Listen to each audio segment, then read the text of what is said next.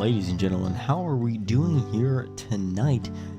Yes, I did delay this stream just a little bit because I was having a couple of technical difficulties. I just got earlier today, I got basically a camera client, which is basically how you're seeing these cinematic views here, which I actually, well, not this one.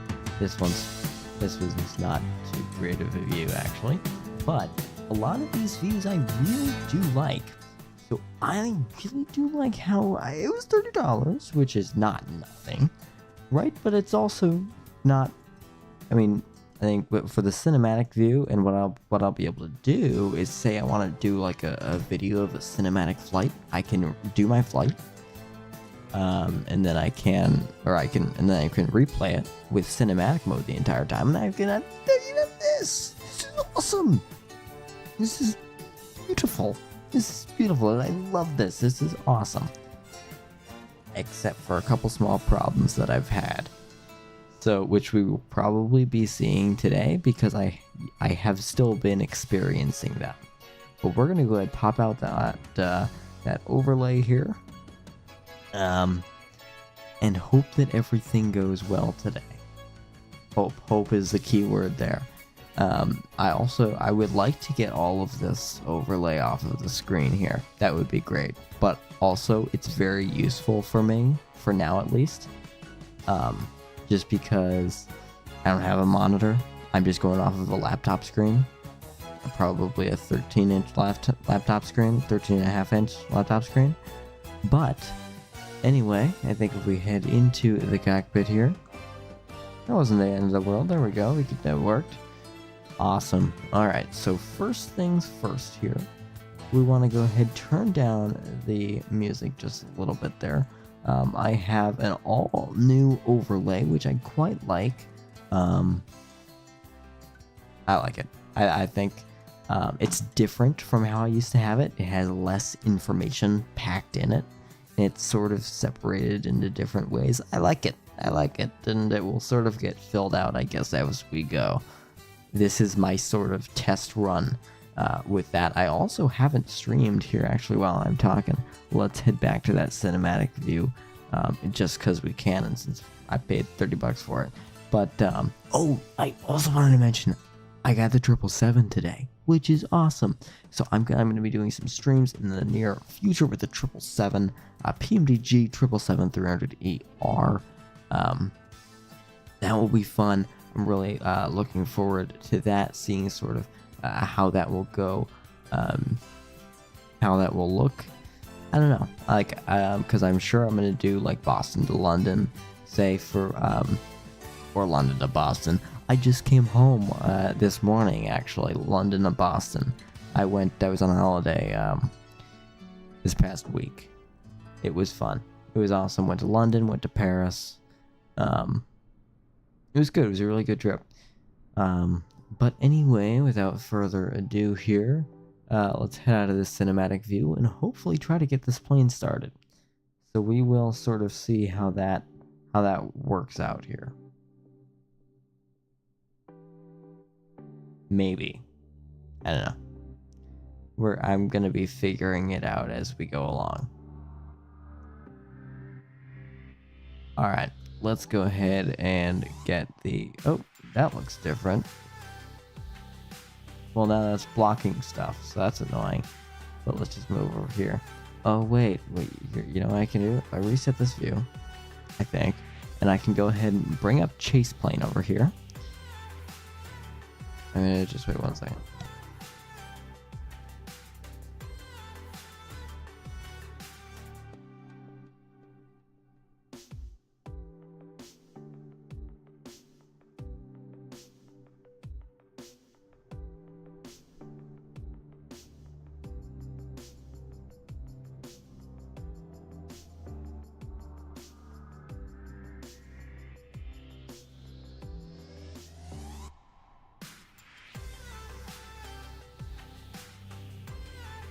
Sorry about that there. So, like I mentioned, yes, we do have this cinematic thing that I'm still sort of getting used to how everything works.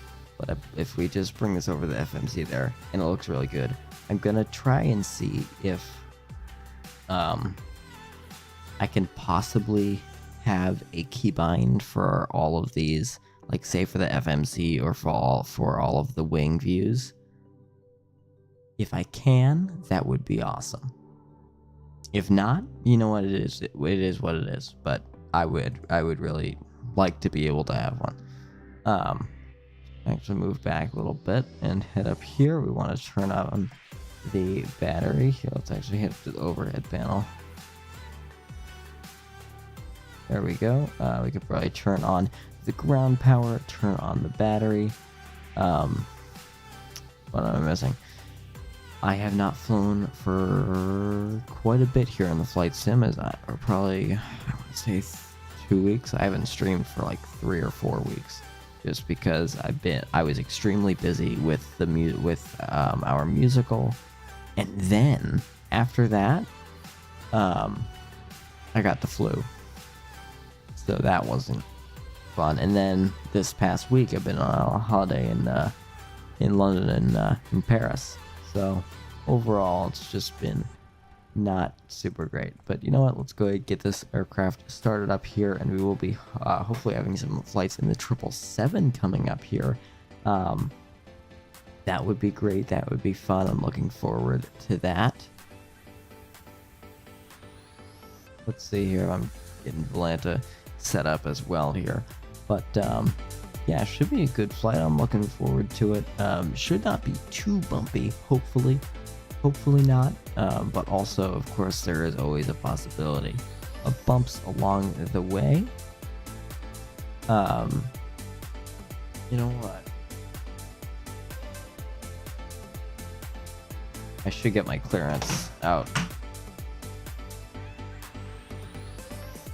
and contact the clearance frequency so I can get a clearance. I am using, like it says in the title, OpenSky AI ATC here, which is really quite useful. I like it a lot, and it's free, which is so awesome. Our call sign today, what's our call sign? We're Southwest 1218.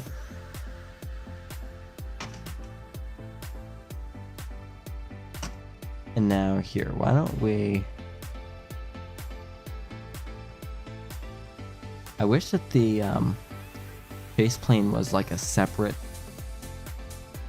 thing so that you guys didn't have to continue to see the chase plane thing over here, because I think that's just sort of a hassle. But anyway, let's go ahead and get this electronic flight bag. Boom, request the data from SimBrief, and that should be all set. So here we can head right over here to the FMC. Oh. And then we should just be able to head over FMC. Sorry, I am still a little bit sick. But I'm okay overall. And we are at Midway, Chicago Midway, Kilo Mike Delta Whiskey as the reference airport. See the route. We can go ahead and clear that and request the routing here. We can set the payload, set the fuel. What will set my fuel to? The 43% is not enough. SimBrief, I will need to change that to like 2/3 full or more, because we're going down the entire United States. And let's see, our reserve right now is 8.4, so I'm gonna bring it up and I'm gonna say like 8.9.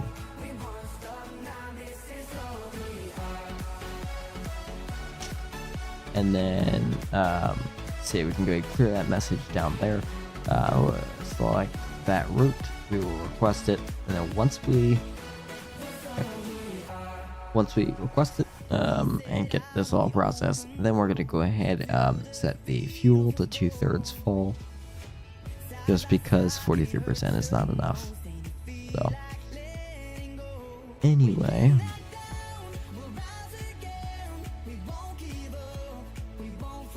I'm sorry, I do apologize if I'm not super energized right now. I am a little bit tired.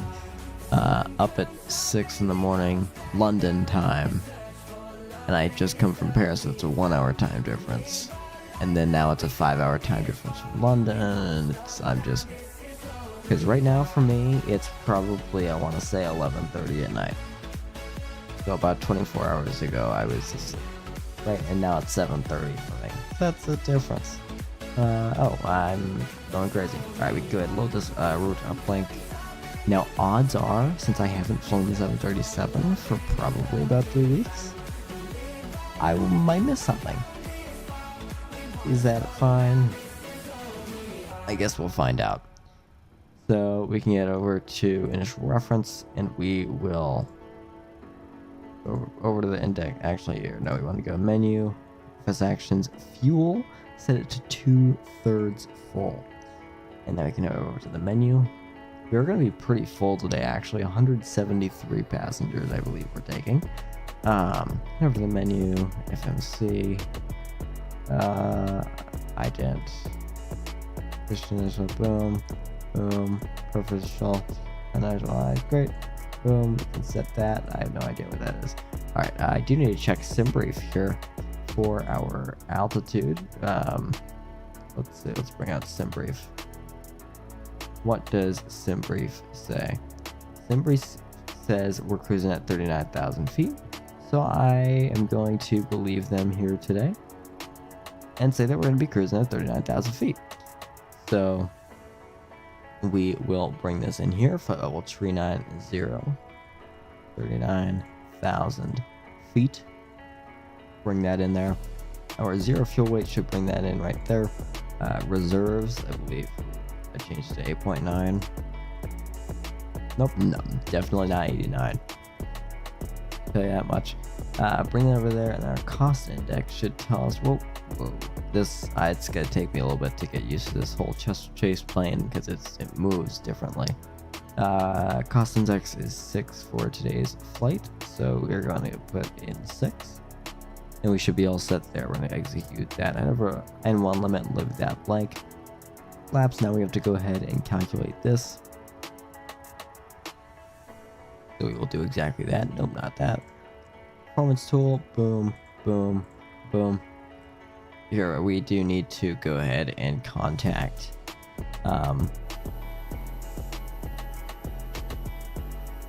the ATC.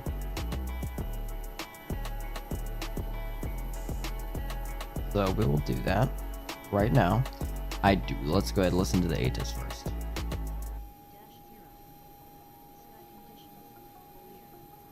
Temperature 19er. Dew point 4. Altimeter 3016. Density altitude 1000 feet. Arriving and departing runways 13 center, 4 right, 4 left, 13 right. Advise on initial contact, you have information echo. Chicago Midway International Airport. Alright, we can turn that off there. We can go ahead tune to clearance. We have information echo. So awesome. That sounds good there. Information echo. Awesome. How's the music? I think it's not too loud. Yeah, it should be good. At least the balance. The balance looks okay to me. Let me know in the chat if it's too loud or too quiet there.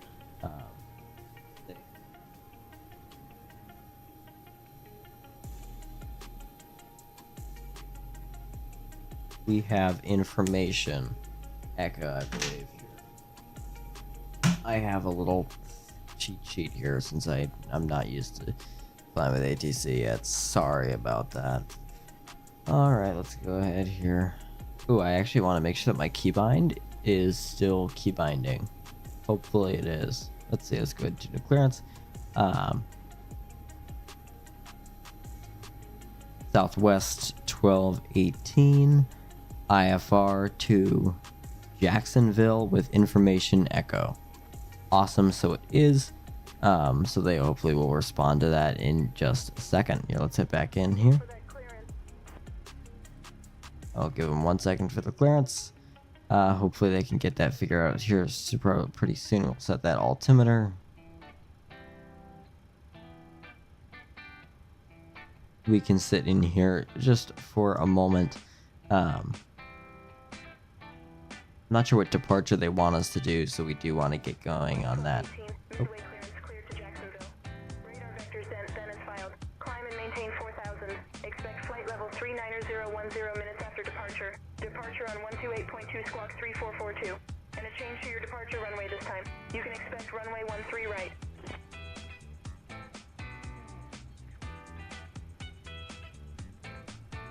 I don't think that they told me a specific departure that they want me to take. At least I didn't hear it. So, oh, radar vectors dent. Here to Jacksonville.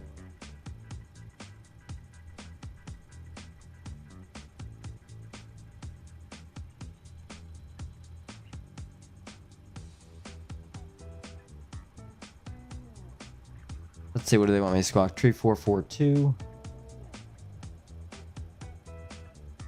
on departure on 128.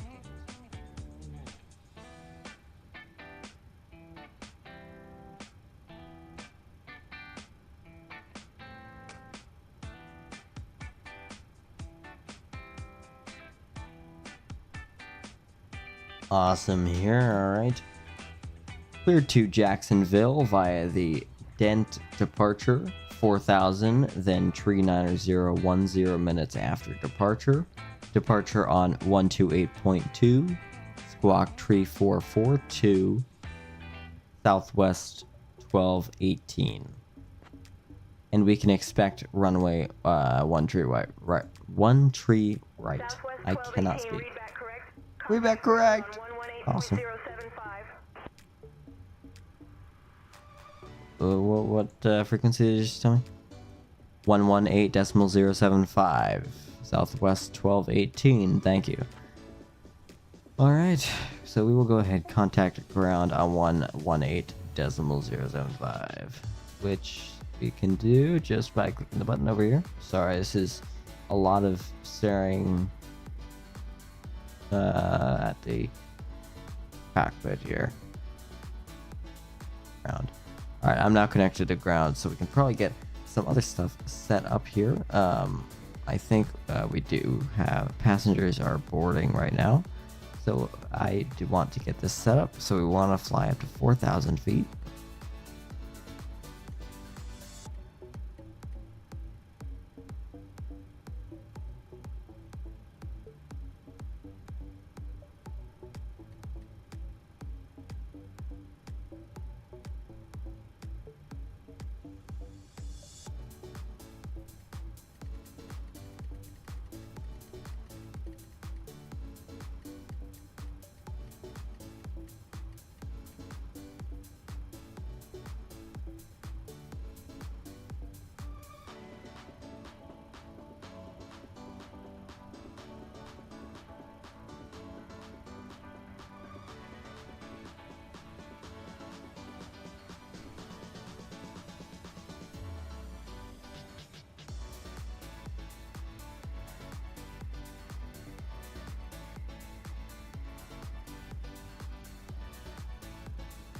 Sorry about that. I had to run off. My cat was getting into my camera bag, which, for obvious reasons, I don't want.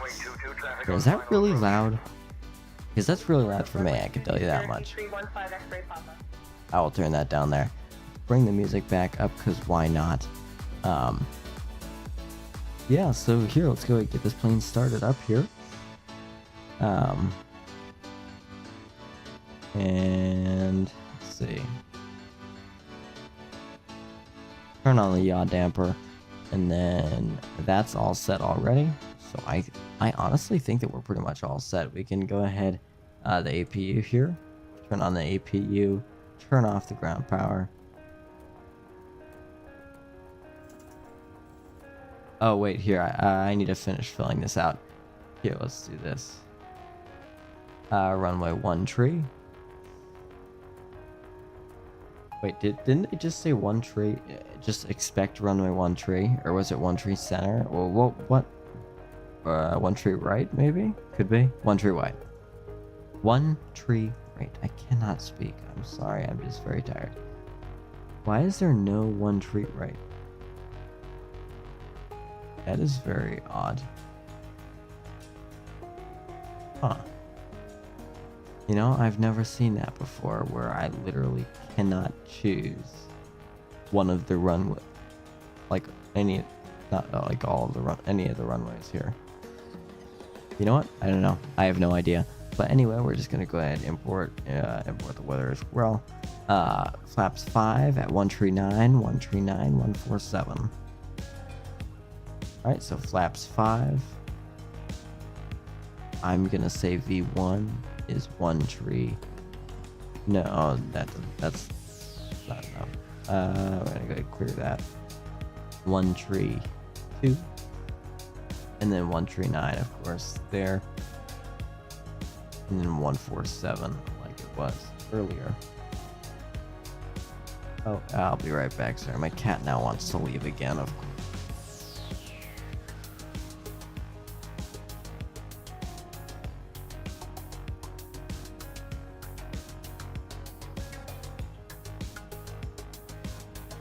Alright, well, we got that taken care of here. Turn on QRH there, just because. Head over to departure, and oh, of course, perfect. There is no dent departure, but I don't know. It's heading out of 1 tree right here. SIDs, I did not assign a SID just because there wasn't one that suited me. But I think we're pretty much all set here. Initial reference, I think we're all set, honestly. All set for takeoff. We have pretty much everything that we need for everything here. That's set to here. I will actually have set that over to what we first need. Oh, sorry. Again, I'm just getting used to this new camera system over here. We're gonna go menu. I want to go legs. At 181, a dent. Okay, awesome. 181.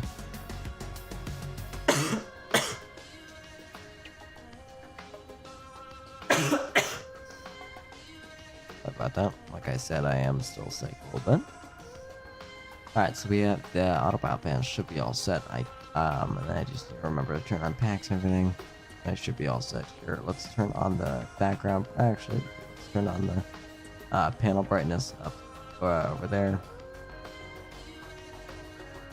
And then here, let's do a GPWS test.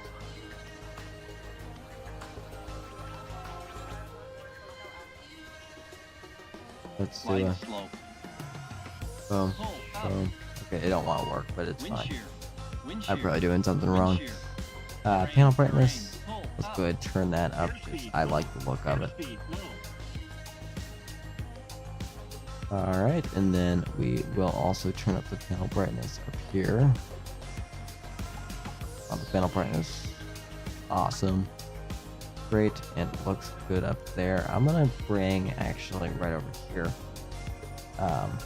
this over to Gen 1.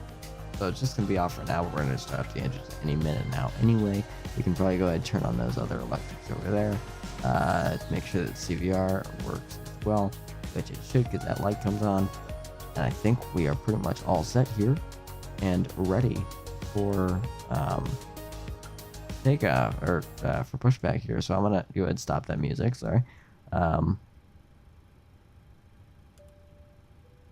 Hello, ladies and gentlemen. Welcome.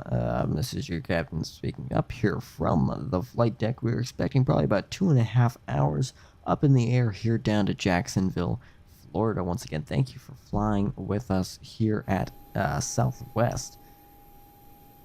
Yeah, should be a good flight here in the beautiful Freedom 1 livery. If you do need anything from our cabin crew, please just let us know, and we can do anything to help you. If you already do know, well, the AC outlets are off right now, but they will be back on any minute once we start these engines as we are getting ready for pushback. So please go ahead and make your way back to your seats, or get in your seats, buckle up, and get ready to go. And on that note, we have finished boarding. Flight attendants, please go ahead, arm all doors, stand by for all call. Beautiful. Back in the cockpit here. Hopefully this works. I don't know. I am trying this new camera system. If it really just does not work, I will not use it for streams, and I will strictly use it for like cinematic stuff. But I don't know. So we're gonna go ahead and arm that door, and then get the. We can go ahead and release the GPU, release the jetway as well. And I think for the payload, yeah, you can see the cargo and everything is already all set.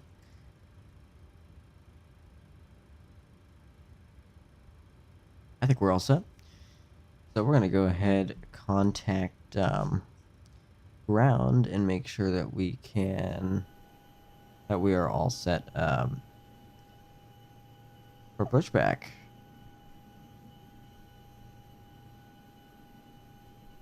Ground Southwest 1218, requesting push and start.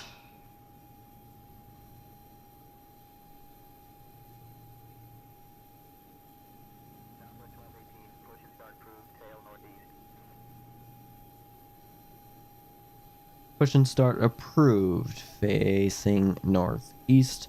American AA 1218. Southwest 1218. I messed that up. Alright, let's head back in the flight deck here. Where we will go ahead and configure this. And here I want pushback. I should get GSX, but I also just don't have the I'm saying I don't have the money when I just spent $105 on flight sim stuff like earlier today. But anyway, we can go ahead and take out those chocks. I don't want it to be straight out. I want it to be standard left turning the nose. So if I want it to be northeast, where's north? North is that way. I think. Okay. So here's what happens. So we're here. North. Oh. Okay, this really doesn't want to work. Okay. So that's north. Northeast would be that way. So I would want the nose to go to the right. Okay. Gotta figure that out. Alright, we're going to go ahead and nose to the right. Boom. And we're going to go ahead and select the tug. There, we can go ahead and start. Ground. Go ahead. Beacons on. Brakes released. Clear to push. Tail left. Copy. Clear to push. Tail left so you guys can release the brakes. And we already released the brakes. How about that? Actually, no, I didn't. I set the brakes. Brakes are released now.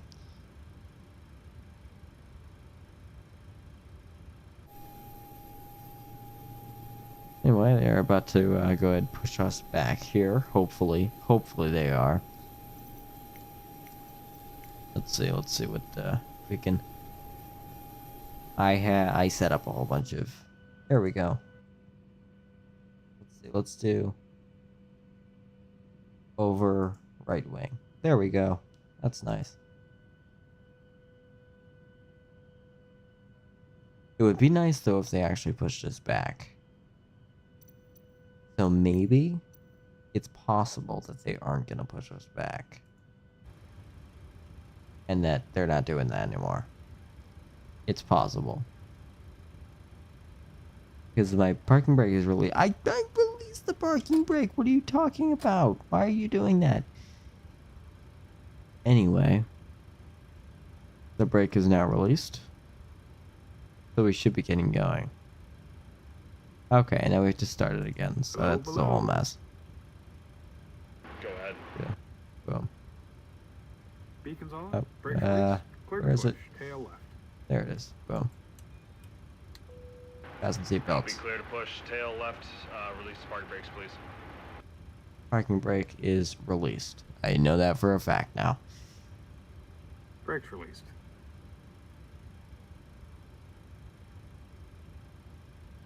And the altimeter is set. I just want to like quadruple check that. Alright, we are now pushing back. Look at us go. There we go. Pushing back here. Beautiful.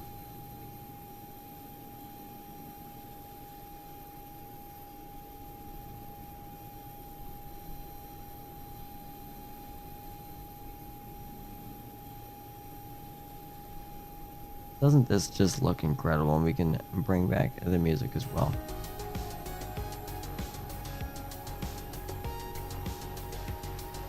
There we go. Sounds and looks incredible. I love this.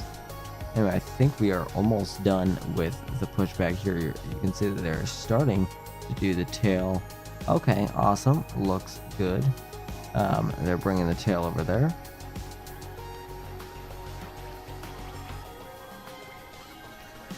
That's someone else. It's fine. Alright, here I'm going to go ahead. Actually, I'm going to just get stop the music for our taxi until we get up in the air, just so to make it easier overall for you guys to hear me, for you guys to hear ATC, and for you guys basically just to hear the sounds of the plane, because this is the time when the sounds are the most incredible on the plane. Alright, are we thinking about stopping here or what? Push complete. Go ahead and set the brakes. I will set the brakes. Okay, Boom. brakes set. Thanks for the good push. We'll see ya. I will bring down the flaps to flaps 5, so basically flaps for Yeah, of course, takeoff. you guys got it. We're disconnecting the tow bar now. Stand by. Okay, tow bar is disconnected. We're disconnecting the interphone right now. Pin's gonna be on the right-hand side, guys. Take care. We'll see you. Alright, I will now be starting up the engines here. So let's go do that. Engines are right. Boom. Oh, I need the engine. I need the APU bleed. What am I thinking? Alright, let's go ahead and start up engine 2. And it shouldn't have failed. It should be starting up, which it is. That is awesome. Let's actually bring up the sounds of the aircraft here now, just because we can. I do need to configure this because I completely forgot about it. So let's bring that up to 39,000 feet. 39,000 feet. Awesome. We should be pretty much all set here. Well, we can see the airport, a view of the airport here. Oh, is this the tower view? Okay. I don't know what I just did. I just did something. Something weird happened. I don't know. I didn't mean to. Okay. Alright, so that engine is started up, our right engine here. So I will go ahead and start up our left engine, engine 1, just because we can and we should. But do that. Are we doing low oil pressure? That's annoying, but we should get that fixed pretty soon. And then I'm going to go ahead and contact ATC, just because it's about time for us to.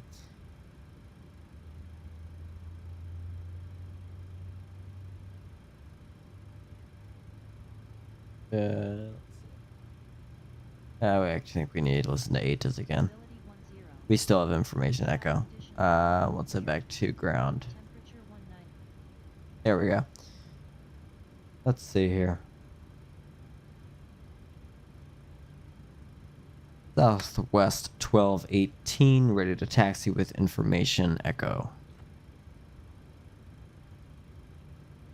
Beautiful. Let's go ahead, taxi light. Where's my taxi light? 1218, taxi to runway 13 right via Yankee, cross runway 31 right, then There's my cross taxi runway light, there we 31 go. Center, then cross runway 31 left, then Foxtrot, cross runway 4 right, then cross runway 4 left, then Foxtrot 1, contact tower on 135.2. I need to write this down. No, there, I just brought down my flaps a whole bunch. I didn't mean to do that. Via, oh boy, to runway 13 right, via Yankee, cross runway 31 right, and then we go cross runway tree. Then we cross tree 1, wait, cross runway tree 1 center, Sorry, I'm new to this. And then we cross runway tree 1 left, and then Foxtrot, and then cross runway. This is a mess. Cross runway 4 right, and then cross runway 4 left, and then Foxtrot 1. Okay. Wow. That is quite a big thing there. KJVR, hello, welcome to the stream. It is awesome to have you here. Let me just respond to this right here. Taxiing to 1 tree right via Yankee, cross runway tree 1 right, cross runway tree 1 center, cross runway tree 1 left, Foxtrot, cross runway 4 right, cross runway 4 left, Foxtrot 1, Southwest 1218. I think that did it. Sorry, I just have you guys staring off into space there. Oh wait, I need to bring up my chart. What am I thinking? I am at midway. And I'm not even doing this with, Southwest 1218, taxi to runway 13 right via Yankee, cross runway 31 right. Are you telling me it wasn't right? Cross runway 31 left, then Foxtrot, cross runway 4 right, cross runway 4 left. What was wrong with my response? My response was so good. I hope. Let's try this one more time. Taxiing to runway 13 right via Yankee, cross runway tree 1 right, cross runway tree 1 center, cross runway tree 1 left, then Foxtrot, cross runway 4 right, cross runway 4 left, then Foxtrot 1. Southwest 1218. Maybe that'll work. I don't know. I think that we are ready to get going. So let's get going. I don't have Navigraph. What I do have is ChartFox. So I have to find myself on the map, which I have no idea where I am. So I think I'm at Yankee right now, actually. So I want to go Yankee, cross runway, true one center. That's the first one. No, true one right. Where's true one right? Here, I need to bring up. Let's see. ChartFox for you guys there. Let's see. So I think you guys can see what I can see. I need to cross runway tree 1 right first, which doesn't make sense because I think I'm over there. Okay, first off, where's 1 tree left? 1 tree right, rather. This is 1 tree right. Where they think we are landing, or taking off. So, actually, you guys might not be able to see the map that I put up for you guys. Here we go. Now you guys should be able to, in theory. In theory. Let's pop that out. Hopefully that works. I think. Oh, this is very confusing, and I'm very confused and tired. So, bear with me here. No aircraft parking where there should be aircraft parking. Huh, that makes sense for sure. So we want to get to right here, because that's where we're taking off. That seems like a very bad runway for a 737. But you know what? Oh yeah, you know why? Because that's not even a runway even available. Southwest 1218 requesting runway 1 tree center for takeoff. See what they say.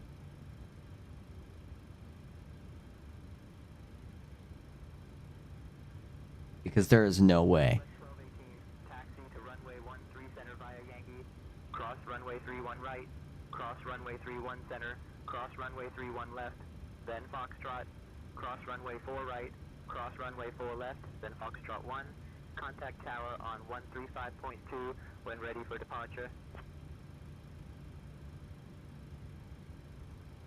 Awesome, that should be good. Hopefully. Windy Aviation, hello. Welcome to the stream. I'm trying to figure this out. Yeah, I really do need to get a Navigraph subscription. Alright. Yeah, I probably should do that. Let's see. Taxiing to runway 1 tree center via Yankee. Cross runway tree 1 right. Cross runway tree 1 center. Cross runway tree 1 left. Then Foxtrot. Cross runway 4 right. Cross runway 4 left. Then Foxtrot 1. Southwest 1218. Hopefully that works and goes over well. Hopefully. That's my hope. Whether or not that happens, I have no idea. Let's see what they say. I don't know.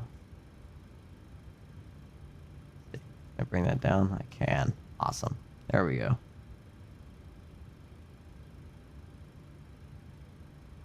Are they going to respond to me or not?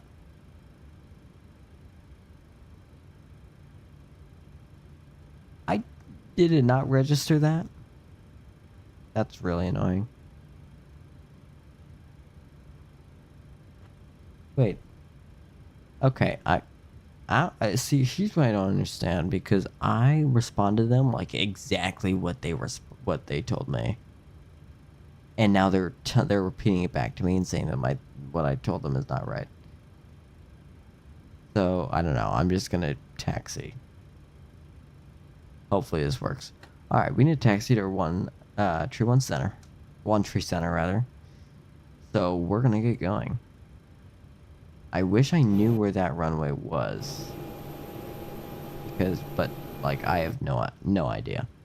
Here, let's try and head over to the drone camera.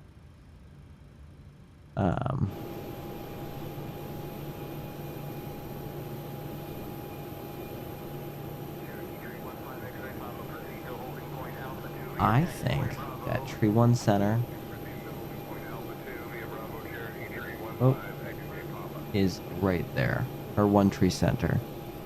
I wish I could move up, but I can't, and it's not making me. Oh, I can now. Now I can move up. Is that 1 tree center?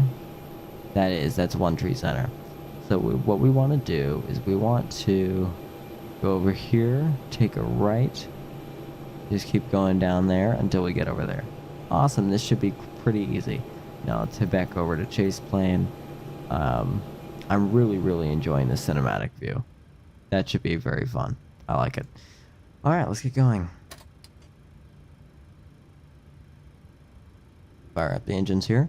We do need to start the packs. Or I need to start the packs, rather. Packs. Bring those over to auto. Start those engine generators, and then turn off the APU bleed because we don't need it anymore. Turn off the APU, and then I need to release the parking brake. Great. Here, let's do this.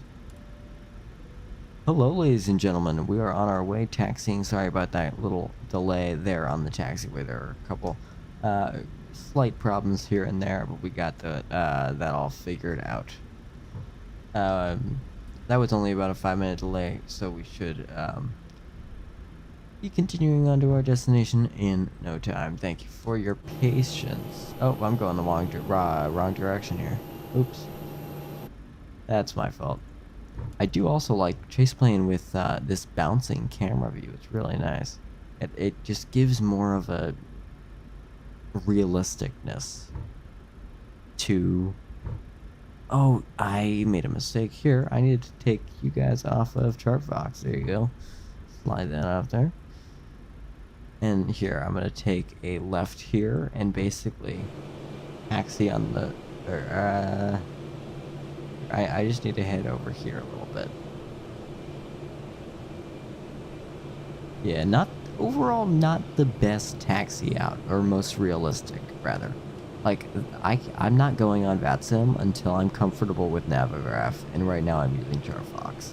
So, here's the thing with ChartFox. I really like how ChartFox is free. Don't we all? But I don't like how I can't see where I am. So, and that's very difficult for me. Especially when I'm extremely tired. So, I don't know. Let's try to maintain center line. Honestly, it's probably not going to be the smoothest landing.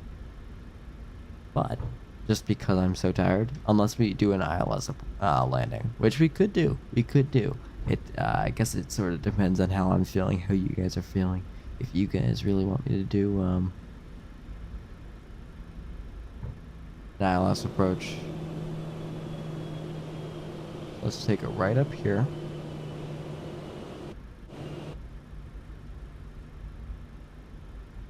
I think. Oh boy, I hope so. Oh boy. Wait, did I take a wrong turn? I might have taken a wrong turn. Oh, I hope not. Let's see here. What does this sign say right here? We're gonna stop right up here. Is that One Tree Center? That's One Tree Center. Look at me go. Oh, but this is November. Okay, you know what? Alright. They told me to contact tower on, I think, 135.2. So I will go ahead and contact them.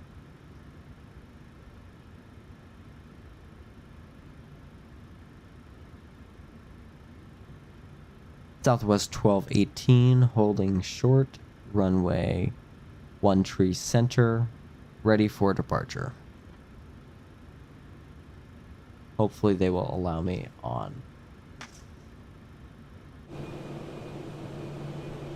That's our runway right over there. So, right there, right in front of us.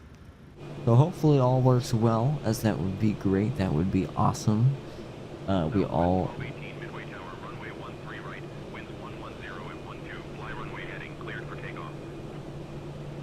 Cleared for takeoff. Runway 1 Tree Center, Southwest 1218. Thank you. Awesome. Wait, they didn't tell me to go to departure afterward, I don't think, which was a little interesting, as they always do. Or, well, no, I guess they... Never mind, I'm going crazy. Sorry, I'm just very tired. Alright, let's go ahead and power up the engines here. Let's get going again. I'm gonna bring up my taxi light, just because I can. Let's do this as well. Flight 10 seats for takeoff, please. Oh, I didn't mean to do that. Shoot. Whoa, now this is a problem. Okay, alright. Hopefully that didn't make you guys go crazy. I think we're all okay. I think we're okay. I think we'll survive. Alrighty, I think we are ready here for takeoff, so why not take off? Let's just bring down the HUD so I can see our airspeed better. Let's get going. Alright, we're gonna go. Okay. Airspeed alive. Airspeed alive. 80 knots. 80 knots.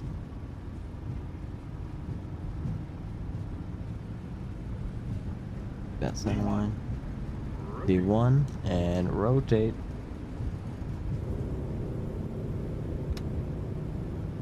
Alright, we are in the air. Positive rate.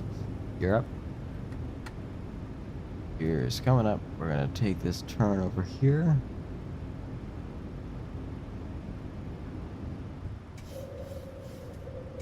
And then we are over 200, so it flaps up as well. We're gonna go boom, boom, and boom. And auto throttle on as well. Here we are. This is us. Whoa. This seems like quite a strong turn on the weather radar.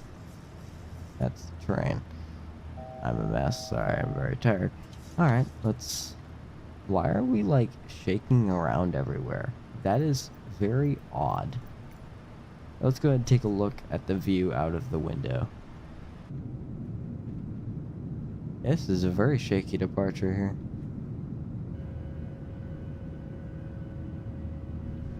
Does not look particularly fun whatsoever.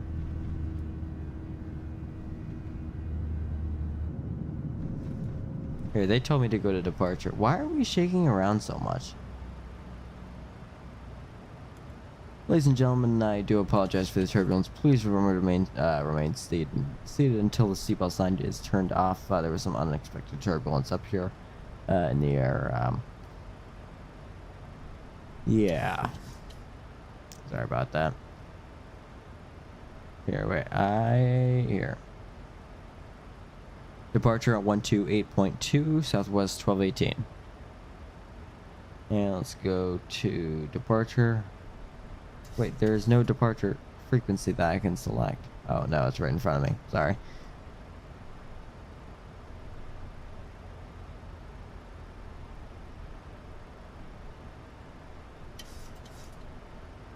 Good morning. Southwest 1218 is 4,000 for flight level 390.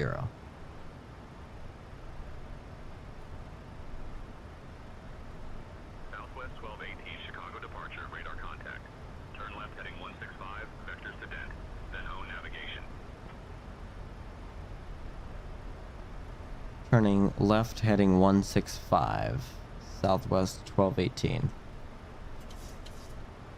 165. Oh, that's not great. 165. Let's bring that up there. Heading select over there. And then I do need to bring this up. Climbing and maintaining flight levels 220, Southwest 1218. 220. Awesome. We can punch this in right here. Boom. Awesome. Vertical speed. Nope. Oh, wait. No. What am I doing? VNav. Keep it on VNav. Alright. Are we going 165? We're going heading 165. Hopefully I can get onto... Oh, wait. Here. If I do this... BFD... Okay. And then I can look at stuff. That is really nice. And then it will take me right to it. If I hold... Sorry, I'm just experimenting here. Interesting. Alright, let's go ahead and reset here. And let's get that music back on, because why not? Awesome. Sounds good here. Let me know how it does sound, if it sounds too loud or not. Let me know and I can fix that right up. Should not be difficult at all. I won't be talking as much as I normally would be, just because I am still recovering from the flu. Why is my taxi light on? I turned it off. I don't know. Here, actually, I do want a lot of these lights on, actually. Here, 1, 2, 3, 4, 5, and turn off the wing light, because I don't like it.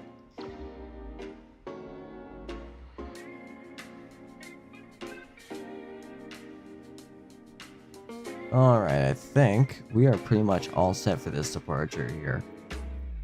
Let's see over here. Doesn't look that bad anymore, but it was a really bad initial departure. Come and maintain flight level 260, Southwest 1218. It was 260, right? Not 360? I think it was 260.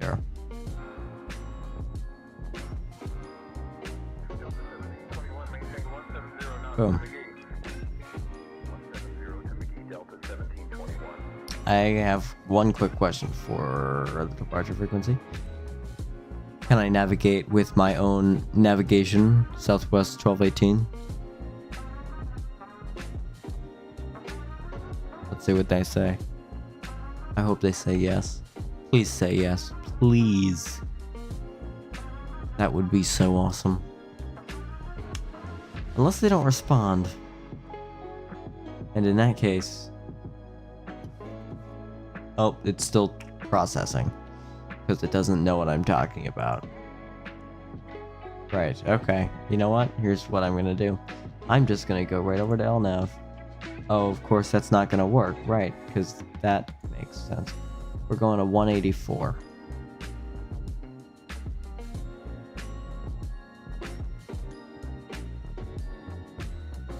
184. I would like to turn fairly quickly. Southwest 1218, contact Chicago departure on 133.1. 133.1 Southwest 1218. Let's go ahead and contact them. Departure 133.1.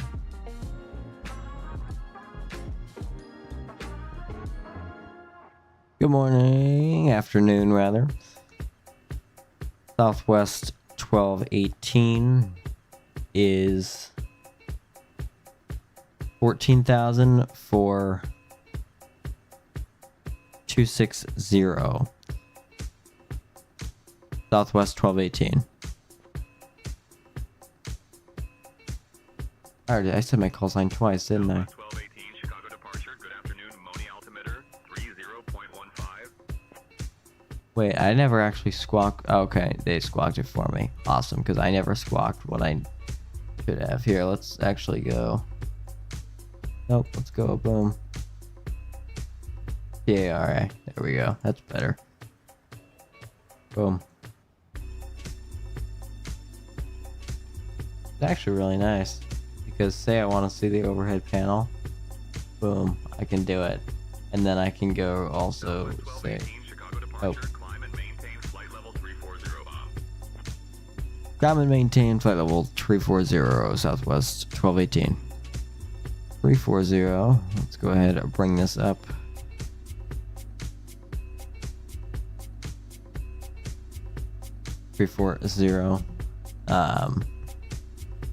Oh wait, I don't have my flight directors on. I need my flight directors.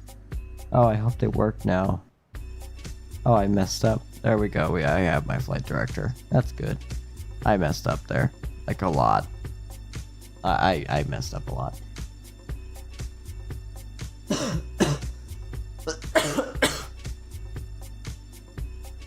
Sorry about that. I do need to change my barometric pressure there. Sorry. Barometric pressure. But yeah, we should be getting up here pretty soon. And then basically as soon as we get up there, it would be nice to here. Can I switch to LNAV? I can't. Let's go ahead get on an intercept heading over here. So I do intercept it fairly quickly as I would like to.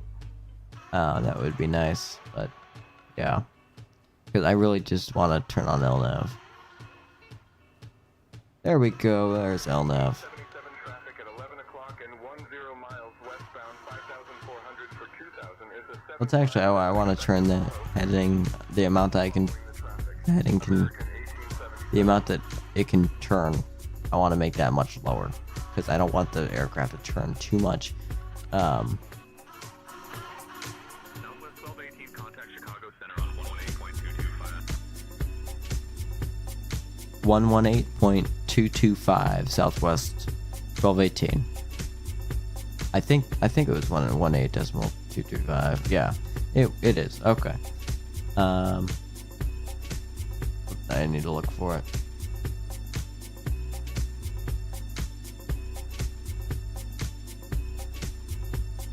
Alright, it's not on there, so I need to input it manually, which is fine. Oh, it's already standby right there.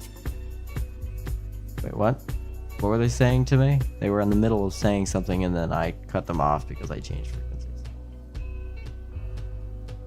Oh. Climb and maintain flight level 390 Southwest 1218. Well, I'm glad I went back for that. Alright, here, let's go ahead, go 390. Bring that up there. I was cruising at 39,000 feet this morning as well.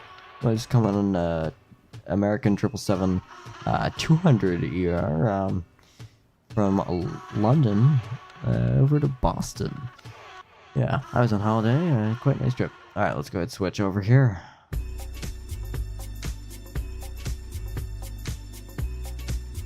And then I do need to talk to them to let them know that I am here. Yes, it is me. I am in fact here. What to do is No. Good afternoon. Southwest 1218 is flight level 245 for flight level 390. Hopefully that works with the flight levels rather than the 1,000 feet. I don't know.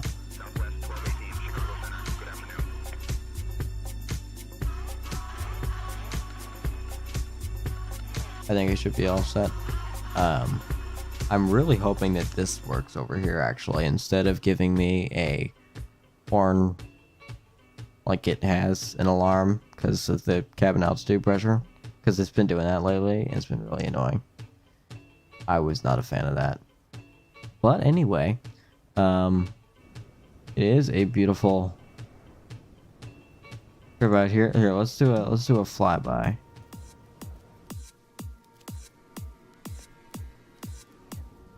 There we go. Boom. Beautiful.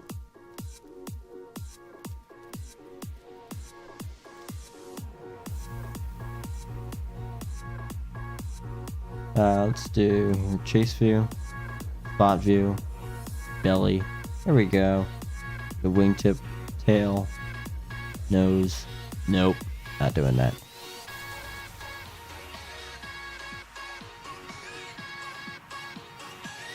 Over the wing right. There we go. That'd be too much of a messy flight. It should. I'm looking forward to this flight. Should be good once we get up there to 39,000 feet. There are some. Oh, actually, I do want to talk about this here. On my flight this morning into Boston, on the 777-200, it was like probably the smoothest landing I've ever been on, like ever in my entire life. It was incredible, and I've been on many flights. I was amazed, and the weather wasn't great either. It was really windy. Like, my guess for the feet per minute was probably like -50 or less. Like, it was incredible. So I don't know how, but they did it, and it was incredible. I wanted to go up to the cockpit, up to the flight deck, right after the flight, because I couldn't.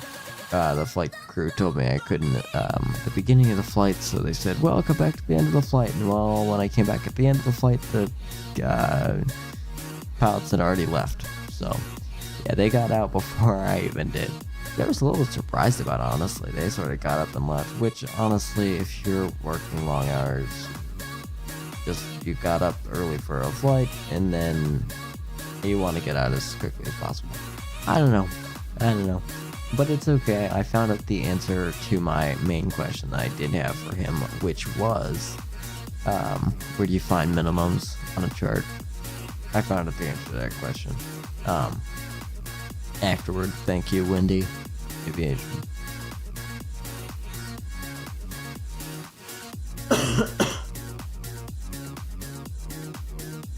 Alright, here, let's head back into the cockpit, into the flight deck. I wish I could set keybinds. I might be able to.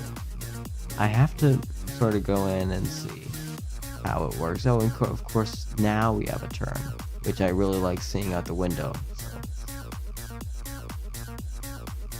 There we go. That works. Beautiful.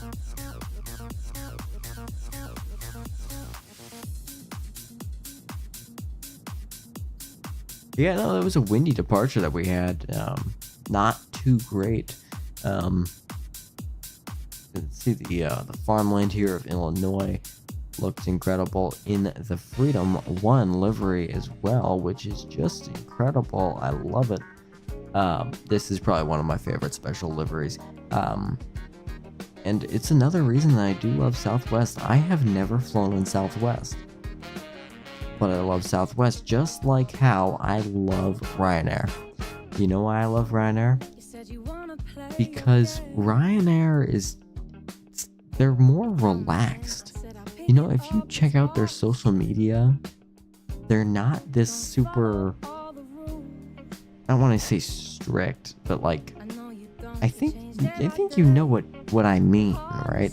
Like, if you check out their social media, right, of Ryanair, like, all it is just them posting memes about themselves, right? So, I don't know, Ryanair is like their own special category of interesting. So, yeah.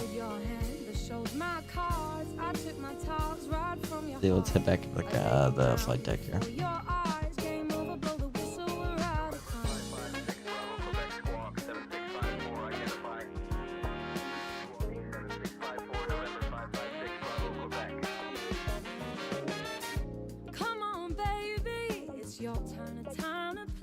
Why don't we go ahead and check out the cabin here a little bit, because we can. You can see it is quite nice out here. We have fully modeled cockpit cabin with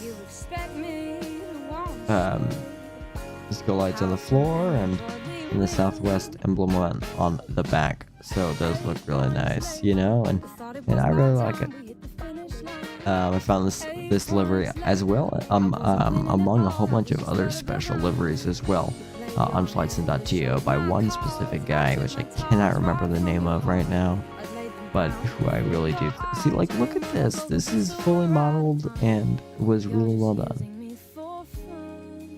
So yeah, I really like the way that he did it, but it's just my opinion. No, I don't want to go to the PFD.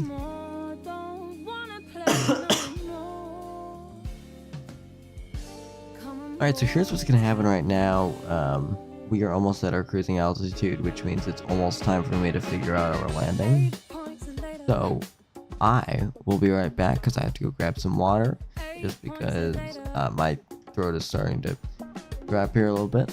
So I am going to leave, and then I will be back in like 2 minutes.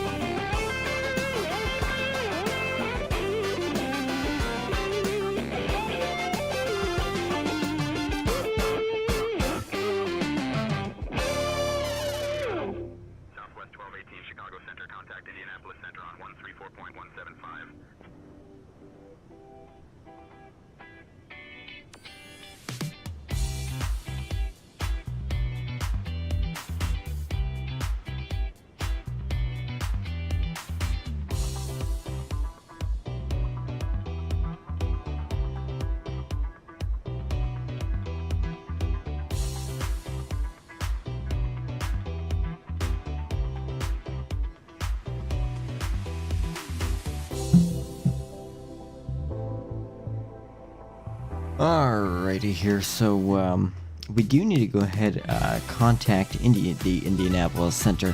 So let's head back into the cockpit here, and we can go ahead and get that done. Let's go ahead and turn down the music so we can hear ourselves talk, and then let's go here. What did they want us on? 134.175. 134.175 Southwest 1218.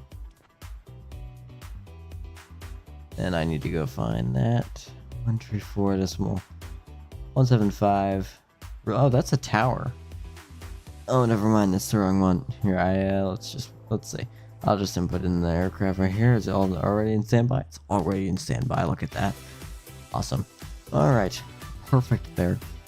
We can go ahead and bring this, I think.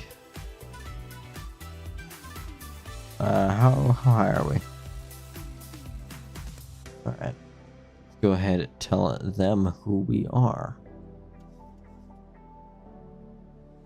Southwest 1218 is flight level 370 for flight level 390. Let's see if they get us completely. Hopefully they do. A radar contact or not? Well, you may want to tell me. I'm just gonna go ahead turn off the flight fasten seatbelt sign. Well, passengers, the seatbelt sign is now off. So yeah, you know, should be pretty smooth up here. Should not be a bad ride. But you know, that departure, that was not the best departure.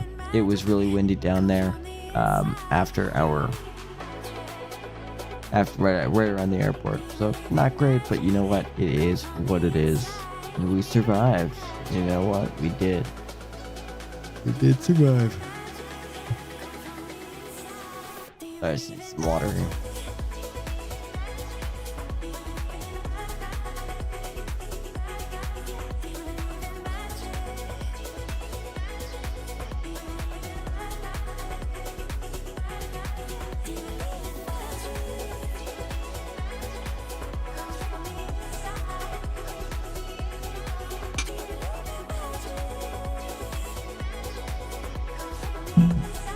Alright. Like I was saying earlier, I do hope to do some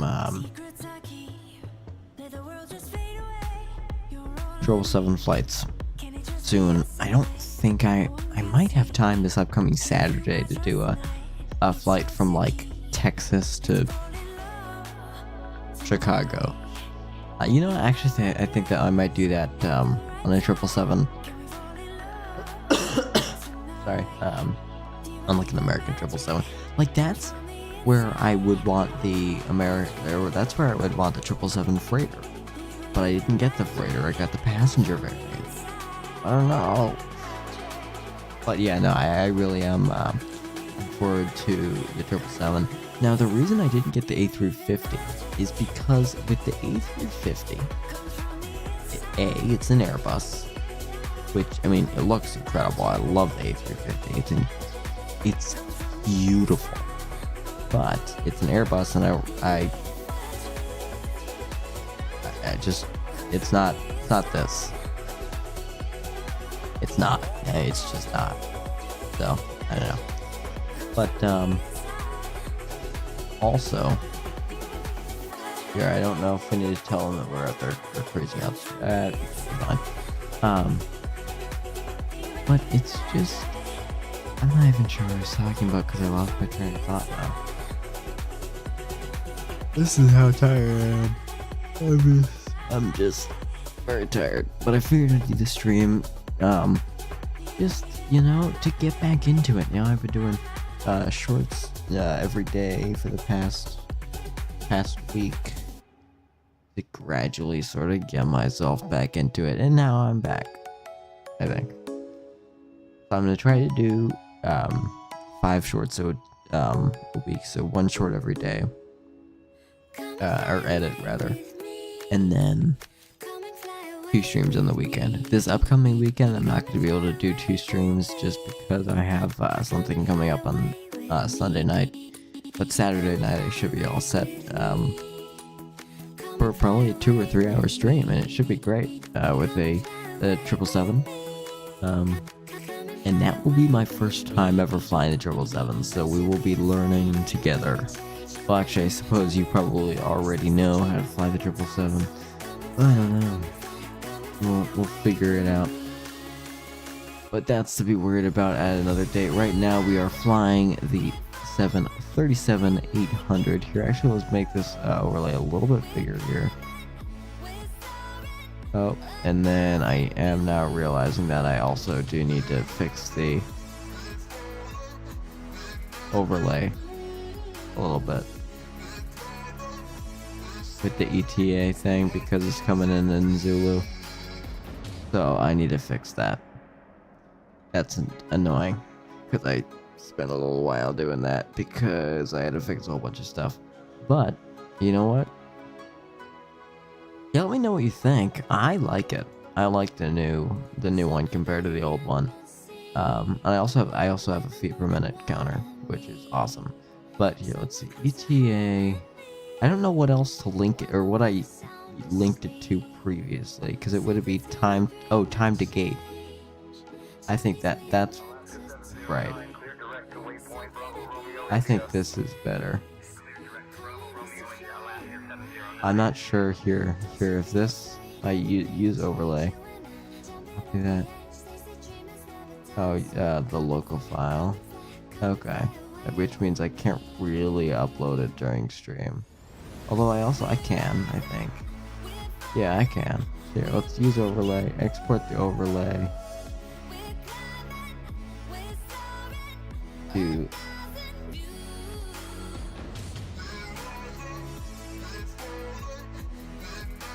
I export it with the same name.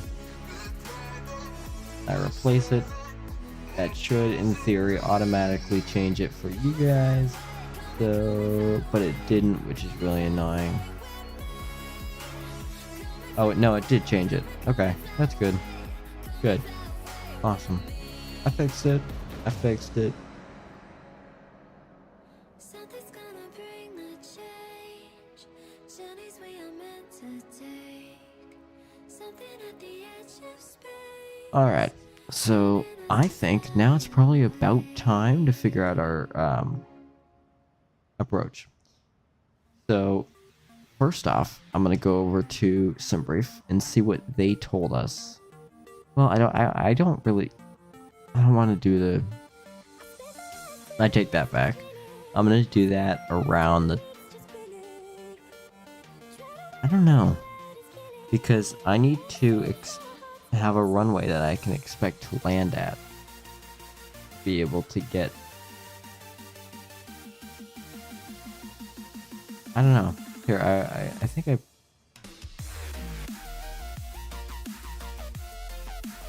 don't know. Right now we are flying over Indiana. We are out of Illinois over Indiana. Here, why don't I pop this up? Because why not here? Let's go ahead and pop up Volanta. I think it just appeared rather than sliding on for you guys, which is a little annoying, but it's fine. So here we are. Here's Volanta. So we took off right over here at Chicago Midway, and then we came up here and we continued moving, and then we stopped. You can start to see our changes in our ascent. And now we are just basically holding it 39,000 feet at our cruising altitude. So here we are. It says we're deviating off, but I don't think we actually are. There we are, and then there is our arrival over in Jacksonville. Now, this is probably going to be a later flight than I had hoped, just because I would like to get to bed at a decent time because of my time change that I now have to get used to as well.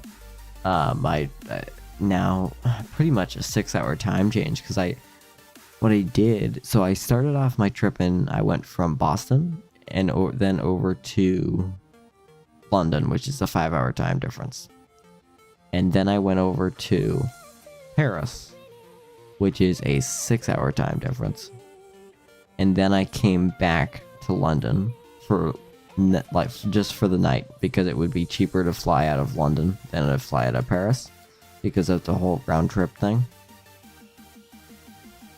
So, and then here, let's do this. That's better.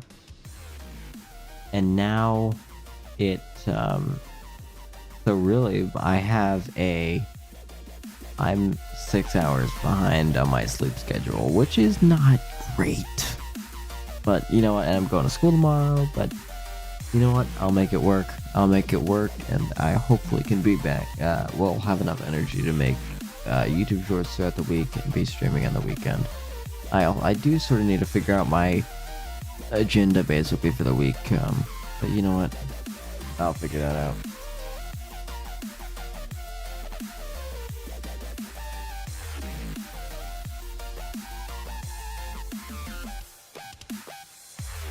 We do have those beautiful contrails behind, which look awesome. I love them. They're great.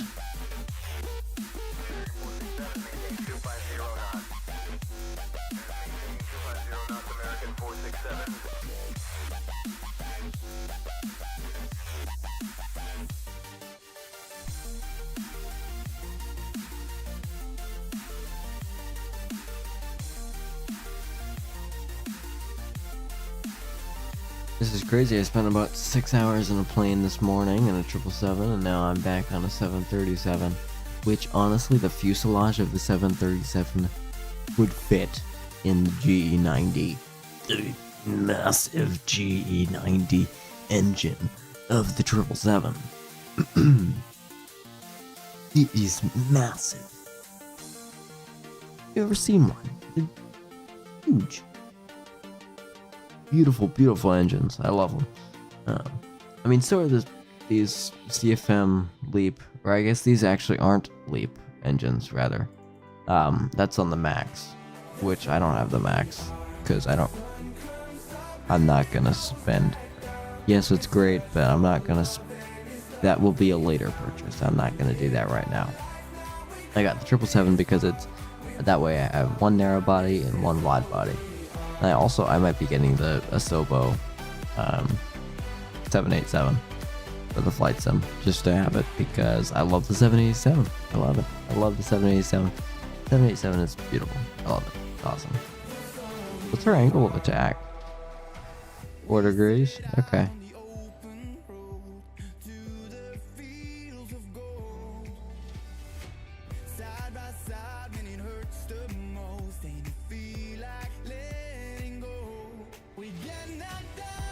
I just sort of wish that we could have like transitions in between the shots for cinematic mode, but I guess that would be very difficult to get.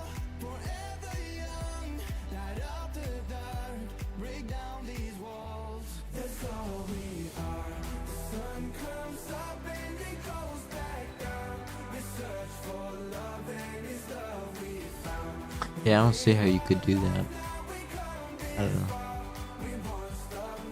I'm honestly now sort of wishing that this was like a 10-hour flight so I could take a nap in between. I'm very tired. As soon as the stream ends, I'm going to bed. I'm gonna sleep. I have to wake up at 6:15 in the morning. Got school in the morning. You know what I probably should have done just to save time is do Midway to Atlanta.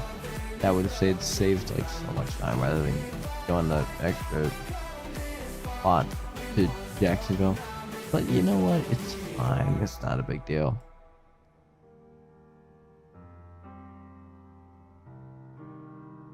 How does it look on the flight? Okay, because it says we're perfectly on track here. Can I trust this? What do I trust? Do I want to trust the aircraft instruments? Or do I want to test Atlanta? Which does say that we are deviating off by quite a lot. Now I'm in Louisiana. Is this international? Okay. Muhammad Ali. Alright. Okay, good. Take that off there. Boom. Let's head back out. Well, here. Why don't we stay in the cockpit just for a little bit?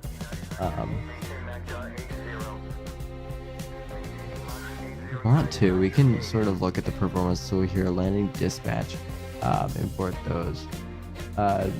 These are the runways, I suppose, that we have to choose from that we can land at.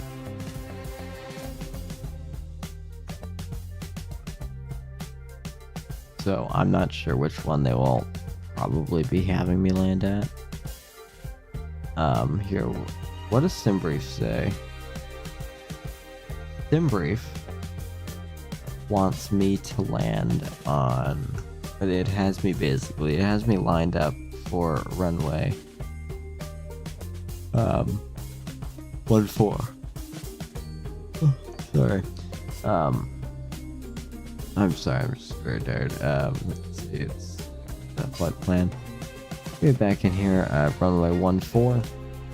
You can go ahead and put that in, input the weather report there. Input.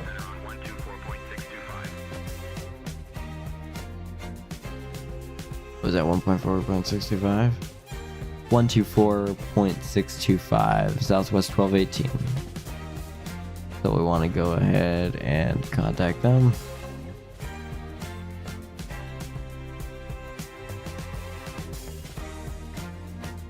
.65. Awesome.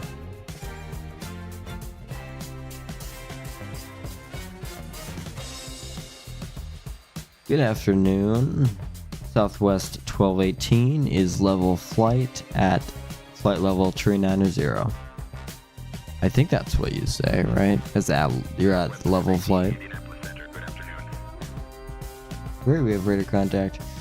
There, sounds good, looks great. I need to, nope, stay in here because I need to, boom, sit down here. We're going to go departure arrival. We're going to head into the arrivals. And just for right now, I'm going to have an ILS approach onto runway 14. I'm not sure which approach they would want me to go with it, whether that be Marco 2 or ODA 1.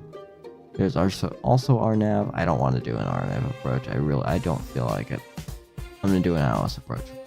So let's do ILS Yankee. That's probably the more likely one that they're going to use. Let's execute that. We're going to go over the legs and fix the likely route discontinuity. There's no route discontinuity. Hey, that is awesome. That is very awesome.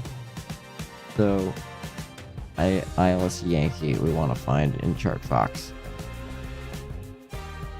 So, let's go ahead bring out Chart Fox here. So we just go over here to KJAX. Boom. We bring this over here, approach to so ILS under 14, ILS Yankee right here. Alright, so local the frequency is 110.5. The approach course is 137. So 110.5, 137. 110.5, 137. I will try to remember that. First off, whoa. Sorry, I am trying to get used to this. 137 over here. Oh, and I completely missed it. 137. Awesome on the other side as well. Set that up. Over here should be not bad. And now I'm just gonna click a whole bunch of times. I'm not very good at clicking a whole bunch of times. Alright, 137 I think it was, right? 137, 137. Awesome. Let's go ahead and input this down here. 110.5 I believe. I think that would make sense. That is really loud over there, that AI ATC. Let's see, Chart Fox does say 110.5, so I will believe that. We're gonna go here. Alright, you need to go over to the radio panel. 110.5. Let's go ahead and swap the two of those. Oh, okay, they were already all set. 110.5, 110.5. Oh look, it's already over here as well. Error. Oh, here, 110. Clear. I have no idea. 110.5. There we go. That was 0, yeah. Oh, awesome. We're all set. We are back in business. Boom. Awesome. Alright. I think we're all set. Oh, no, we need minimums. I'm gonna try to look at this chart and figure it out. Whether or not I can do that, I don't know. But I'm gonna try. So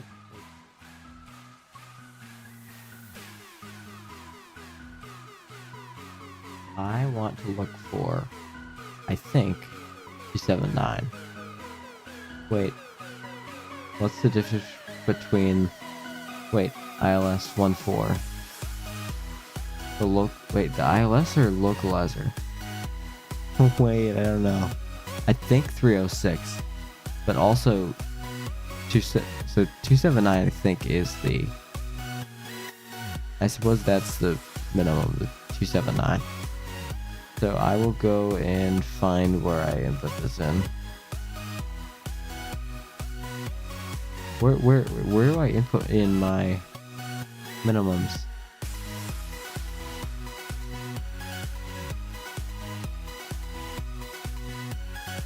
Barometric pressure. Where is this changing anything? I don't think it actually is. Well, you know what? This is where Google does come in. Wait. Oh, here, minimums.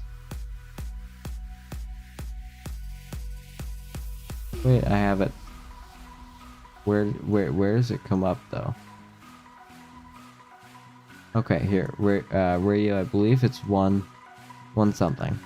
No, it's 279. Nope. You go back.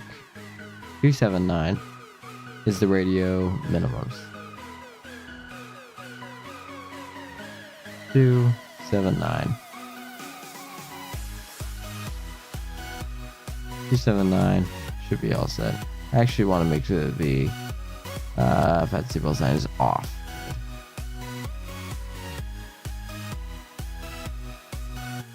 Yeah, I think we're pretty much all set. Good. Awesome.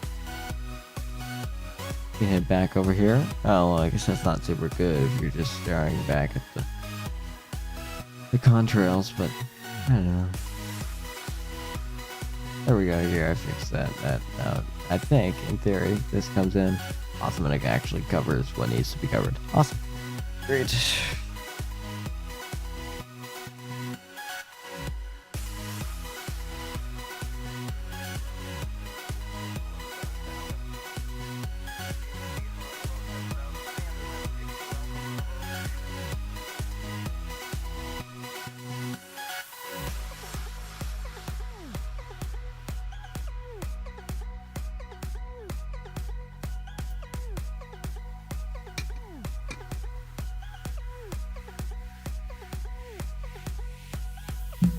Please do let me know though if you guys do have any ideas on whether that be in the comments, on edits, on shorts, on any, or in the chat on this stream, on the comment section, anywhere really. If you guys have any suggestions for the overlay here, on this overlay, sort of how you think I should structure that, because I like how I have it right now.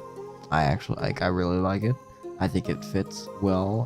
It's not too big like my older overlay was. I think that was a little bit too big. I think it's somewhat visually appealing as well. Obviously that's biased, but yeah. I had nothing to do at probably 10 p.m. on Monday night in London, so I just created thumbnails for this live stream, which actually this thumbnail is not bad at all. I love this shot though. I've had this as my wallpaper on my phone multiple times. The one that I have as the background photo for the thumbnail for this live stream. Sorry, I'm getting lost. I'm tired.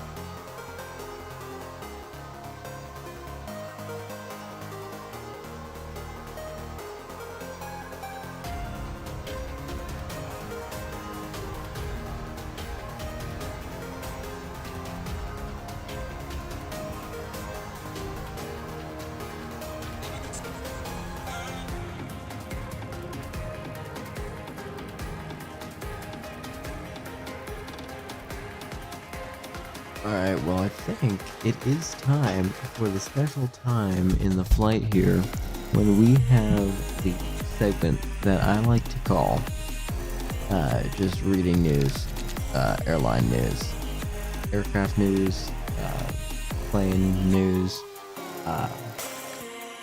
something that happened just quite recently, really. British Airways passengers endured a 15-hour flight with sunshine blazing through the windows after a 787 Dreamliner malfunctioned. That is not us. Okay, I just wanted to make sure that they weren't trying to reach us.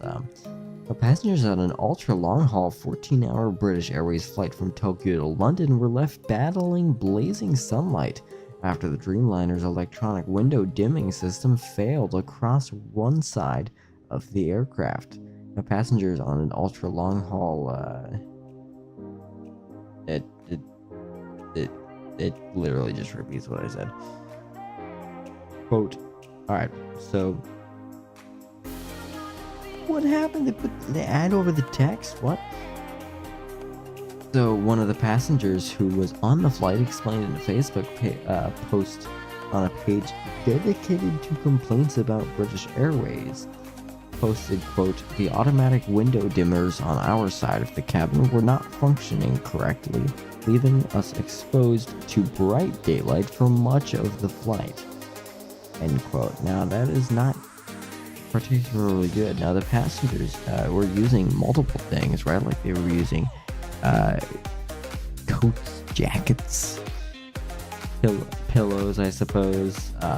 Looks like pieces of cardboard paper, maybe blankets, and safety cards as well. In a desperate bid to block out the sunlight after the electric window shades on the flight malfunction. Now here, I never really thought of that because I always think, when I think of the Dreamliner, I think of an incredible aircraft, which it is. It's a beautiful aircraft. I compare it right with a 350, which it should be.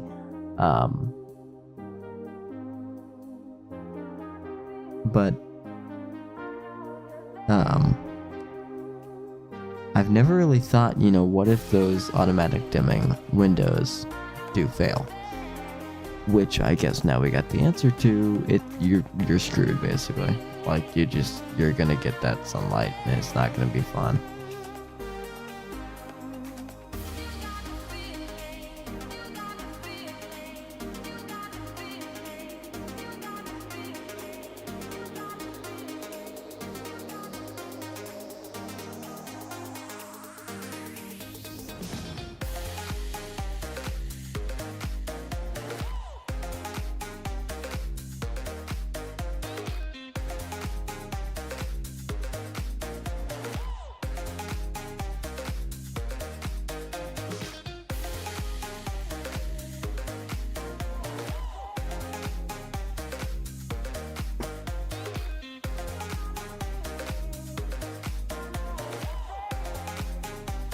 Alright, now American Airlines here is starting to let... Why did the ATC thing come up? I don't even use that ATC anymore. Anyway, American Airlines lets premium flyers keep headsets through landing. Gate-to-gate entertainment starts to, I suppose, get better and better every day. Now here's what I don't understand with that headline. What do you mean by they're letting people keep headsets through landing? Like, you mean that they come through the aisles and collect your personal headphones? Like, what does that mean? It just doesn't make sense to me, that headline.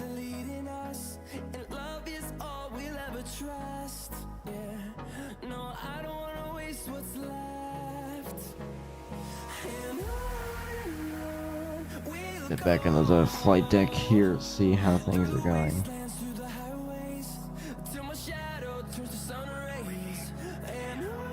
Perfect timing.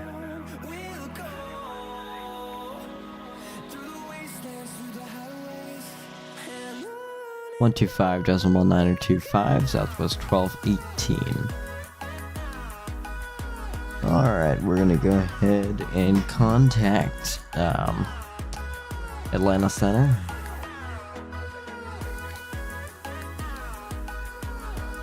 Here we go. Contact go. Good afternoon, level flight at flight level 390, Southwest 1218. I should have put Southwest or call sign in between, but you know what, it's fine.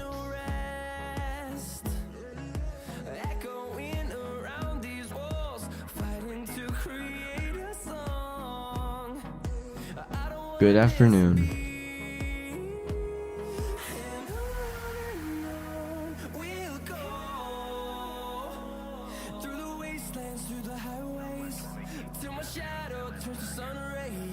Yeah, no, I know. You already told me good morning. I was just simply responding to you.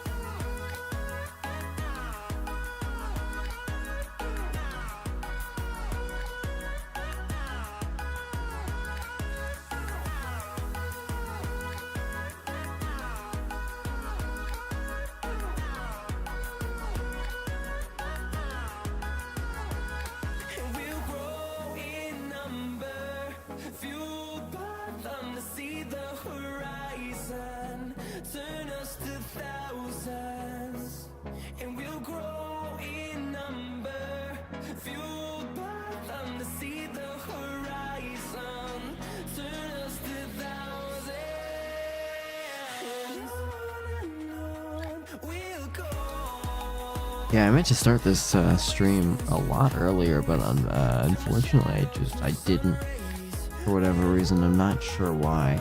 Let's head back up. Oh, you know what? It was because I was figuring out stuff with the chase plane stuff, which I did. I think it's overpriced. I 100% think that chase plane is overpriced. Like, I spent $30 on it. Like, that's really, really expensive. But you know what? It's fine.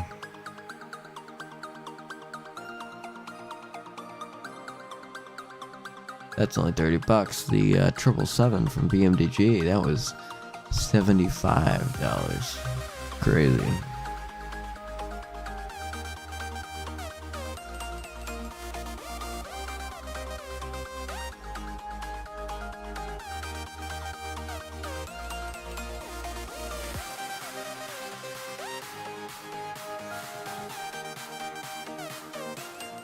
I do think that mostly everything is going right so far. So far, I don't want to jinx it. Oh boy.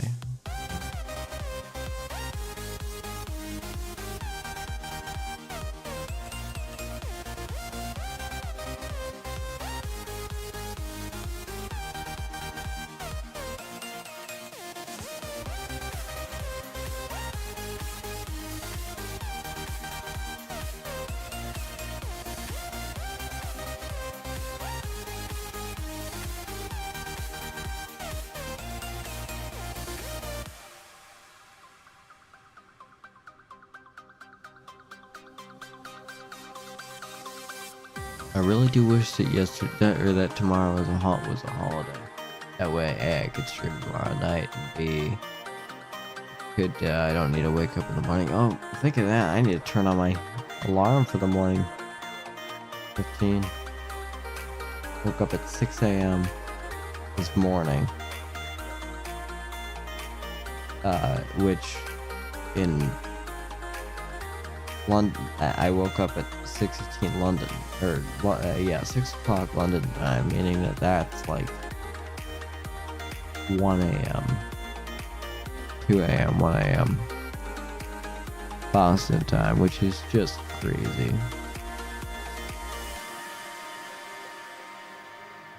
I mean, think about it, like with those like 9.5 hour time differences, like 22-hour time differences in other places as well. It's just crazy, but you know, I mean, if you want to travel, you know, I love traveling. I think it's awesome, and especially when you get to fly on a plane. I love planes. as you can probably already tell. I am also hoping to do some streams on, American Truck Sim. Also, I would like to bring back these streams on Power Simulator 3. Those were fun. I do enjoy doing those. Because they're not incredibly. You don't need to do a whole bunch of. You spend 4 or 5 hours doing a flight for a certain video. You can spend like 2 hours doing. I lost my train of thought. Sorry, I felt like I'm very tired. Let's go check Volanta here. We can see pretty much how much longer we have left in this flight. Lego guys here. Why do I never fly the Max 8? So here's the reason I never fly the Max 8. I don't have it. Now that may seem like a pretty stupid excuse to you. You're like, well, why not get the Max 8? And you have a really good point there. So I bought the 737, the 800 from PMDG in August of 2024. And my understanding is that I've been doing flight simming for, I want to say almost 3 years now. Could be 2 years, almost 2 years. No, almost 3 years. Yeah, I think so. And not like seriously until for the past like 6 or 7 months probably. But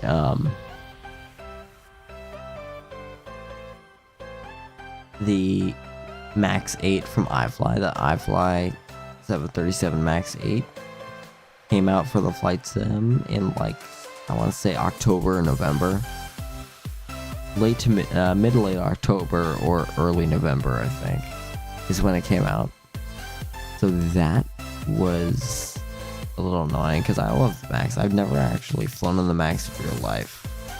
I always fly on either an NG or an Airbus, but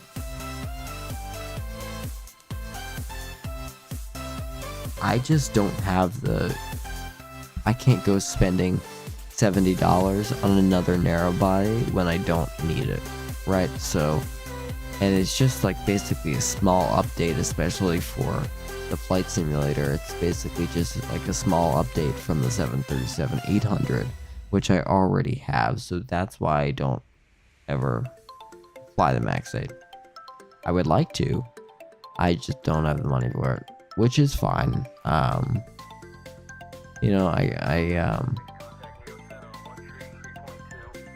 just got the 777-300ER earlier today. I want to say like 2 hours ago, or probably 2.5 hours ago, maybe. And then I got the faceplane, which you're seeing the results of right now. Just a little bit ago. Alright. Lego, let's see. Lego, do you not have flights in 2024? I do have flights in 2024. I do have flights in 2024, and I do like career mode. I genuinely like flying in career mode. And if I just want to fly for fun and I don't want to spend like 2.5-3 hours doing a flight on the 737, then I do go into flights in 24 and just do some career mode stuff. Just because, I think it's fun. I do think it's a really good game. I don't completely understand like the points of every hate. I don't think that it's deserving of all of the hate that it's getting. I think it was released a little bit unfinished, I would say. I think that they probably should have had the marketplace to begin with, and there are some other things that I think they probably should have. But you know what? It's not a really big problem, right? The problems with the game. There are problems here and there that you will definitely will end up encountering, but it's okay. it's not a bad game. I think it's really quite good. It's quite fun as well. I think that what they also could have worked on is the voices in career mode, because they're a little annoying and not too great. I think they probably could have worked on those AI voices there and made them a little bit more realistic. And really, it doesn't take that much work either. Maybe like 20 minutes of work and you can make it sound awesome. Just because you need to basically, probably less than 20 minutes of work, right? You just need to hook it up to, I suppose, a server with good text speech. I don't know. I probably picking out about my butt here. I don't know.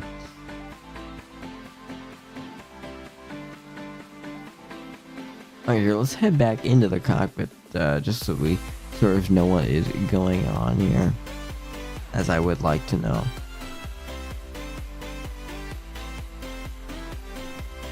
But yeah, we do have a little bit longer here to go, not incredibly long. We can see over here, boom, whoa, are we really this far? Whoa, our top of drop is right there, like right there. Here, let's go ahead and figure out our arrival here. Approach. So here we want to go ahead, I'm going to do 1.4, and import the weather, calculate this, 154 at flaps 30. We want to do 30 slash 154 there, and we can go ahead and bring that over there. I think in theory we're all set, because 110.5 and 137 approach course, yes, it's all set. What I don't know is if this 7,701 feet is the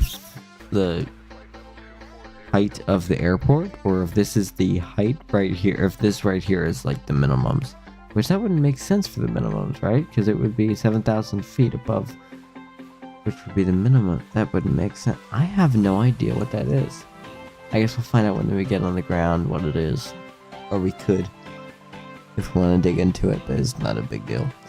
Let's go ahead and check Volanta, because why not? That's here, Volanta. We are a good chunk of the way there, but here you can see right here we followed our flight plan all the way over here until over here where we sort of strayed away from it, and then we came back, intersected it, and strayed away from it once again. So you know what, it's fine. My guess is that we're gonna continue straying away from it until we come over here, and then we're gonna basically just meet up with them in here. I hope that I do get runway 14, but I don't know, we'll figure this out.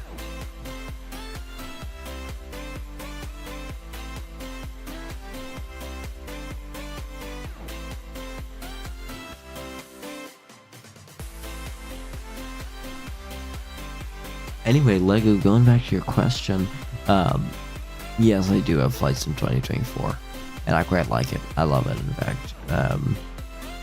There are some things that definitely could have been improved upon, but I don't hate every aspect about it. I really don't. I really don't. And then I think that's it. Yeah. Sorry, so I do apologize that I'm not talking too much. I'm just so incredibly tired. Because right now, for me, it feels like 1 in the morning. I want to say 1 in the morning. Let's see here. What time is it in London? World clock. 2:14 in the morning. Although where I am in the East Coast is 9:14 in the evening. So I do hope that we can sort of get on the ground and I can be going to bed pretty soon, because I'm very tired. But you know what? I will probably get to bed about 10:15, you know? And I think we'll be okay. I think we'll survive.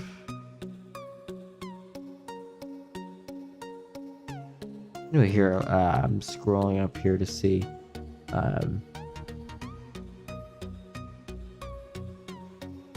if there's any more interesting aviation news here. Ooh, let's take a look at this. Up to last minute, American Airlines has said that they are changing their policy to allow uninterrupted in-flight entertainment. So American Airlines is doubling down on its commitment to provide a top-tier experience for its premium passengers.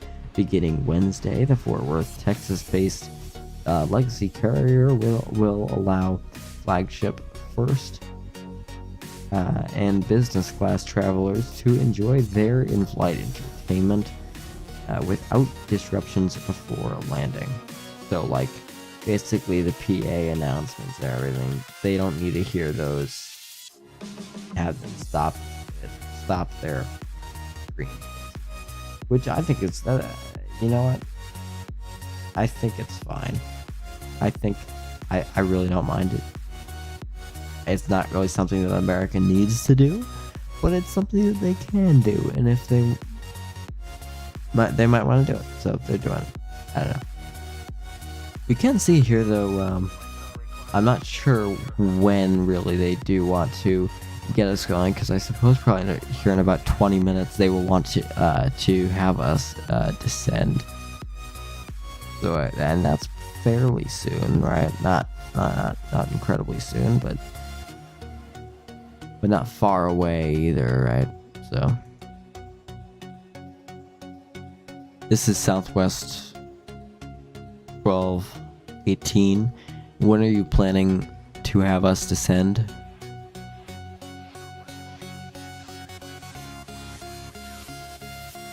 That was not my question.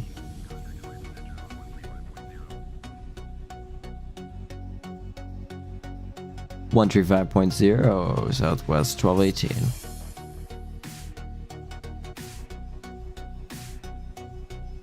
One 135.0 here. Let's look for that. All right.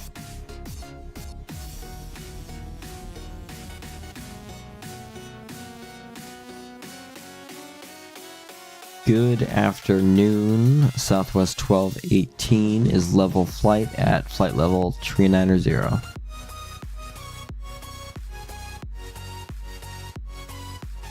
Here we go. We can see this beautiful turning here, which it is beautiful.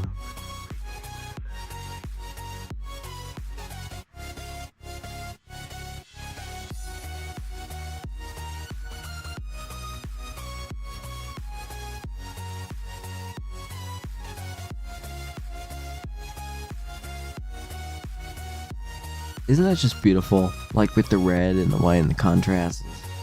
I love this livery. This livery is so good. I love it. It's awesome. Like, you can't look at this and tell me that this is not awesome, this livery.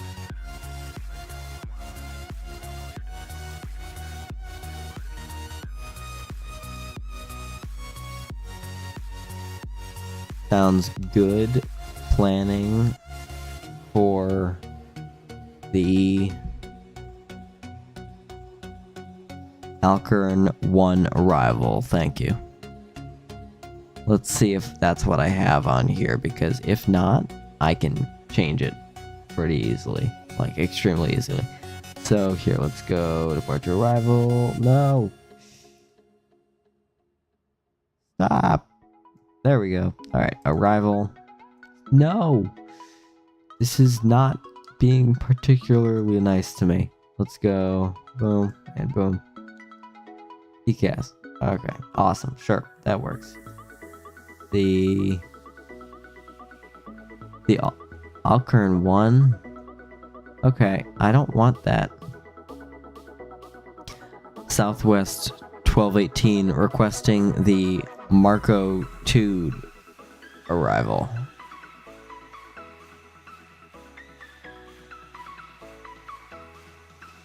Let's see what they say. Because that would be really good if I could get any of the ILS. Sounds good. Planning for the Marco 2 arrival. Thank you. I didn't say my call sign. It's not a big deal. It's fine. Awesome.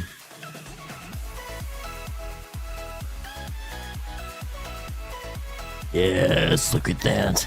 The Marco 2 arrival has been confirmed. which means we're all set. So we can just sort of run through some stuff over here, but we are pretty much all set here for landing, right? So we can just go initial reference, look at that, all set there. Alternate destination, we're okay, we're fine. Let's see here, takeoff. I already did that. Approach though, we are pretty much all set, right? We have that the VREF speed, the flaps and VREF speed over there. Flaps 30 with 154 speed. Here, can I dial that in there? I cannot. It's okay. But here I do want to check 110.5, 110.5, as well as 110.5 on both sides, so that is good. How are we doing up here? Let's make a little announcement. Well, passengers, I hope you are enjoying your flight here from Chicago Midway to Boston, but no, it's not to Boston, to Jacksonville. But unfortunately, it will be coming to a close fairly soon here, as we are currently over Atlanta right now, on our way down to Jacksonville, and we will be starting our departure here probably about 20 minutes. I just want to let you all know. So if you do need to go to the bathroom or have any electronics out of your suitcase, I would definitely recommend going and getting that all set and figured out within the next 20 minutes. Thank you for flying with us at Southwest and on this incredible Freedom 1 livery.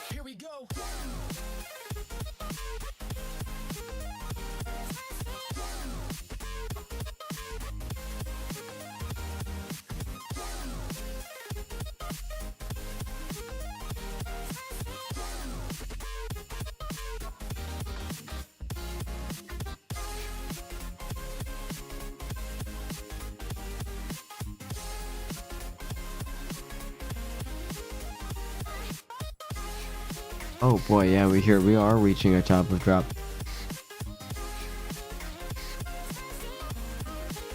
This is Southwest 1218 requesting the start of descent. I think that's right, I'm not sure exactly, terminology wise.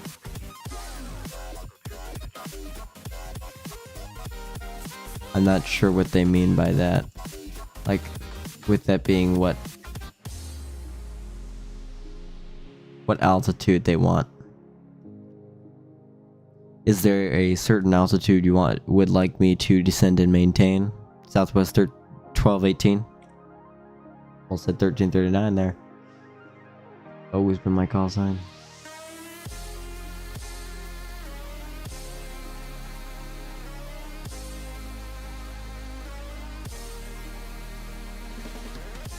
Maybe there's not. I don't know what.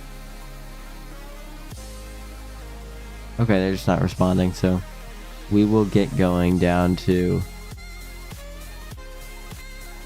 that altitude once we reach our top of drop.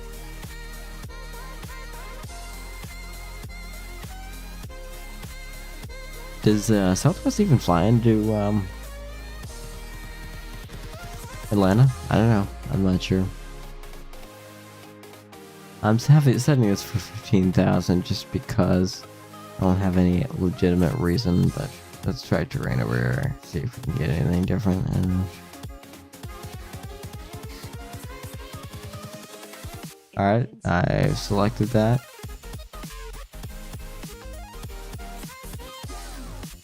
Ladies and gentlemen, I would like to notify all of you that we have started our descent here into Jacksonville, where the local time is... just wait, drum roll please, while I find it. 5:38 p.m. Yeah, I'm not doing this on live time because or else it would be dark out. So there you go. I'm hoping that we make it in before sunset. That would be nice. That would be good. As I would prefer not to land in the dark, just because it doesn't look as good. But you know what? It's fine. We can land in the dark. We can do it, can't we? We can do it. I think we can.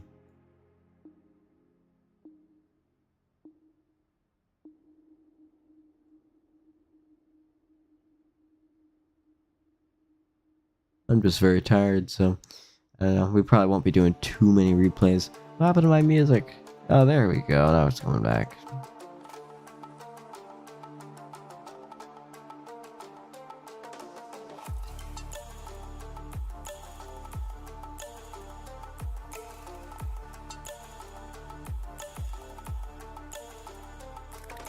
Whoa. Alright. Here, I actually do want to see this descent thing on ChartFox here. Let's bring ChartFox open. Those are our minimums right there at 279 right there. I hope. So that's where we capture the radar, the ILS frequency at 2,000 feet. Not coincident, meaning that they aren't working, maybe? I don't know, I'm not sure. But anyway, but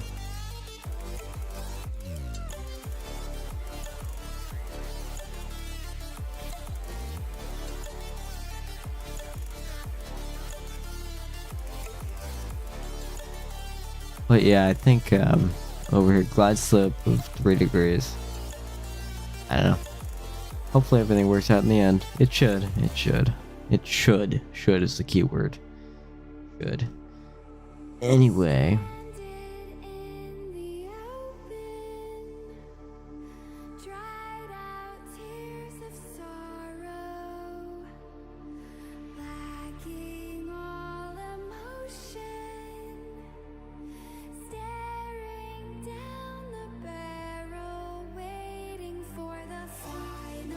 Alrighty, we do have quite a lot of clouds coming into Jacksonville, but once we do get through those clouds, we should be pretty good, as you can see over there. I do like how far you can zoom in. That is really nice. Good, it's fun. I guess you can also zoom out a lot. That's quite the fisheye lens, I would say. Let's go ahead and zoom in a little bit. There we go.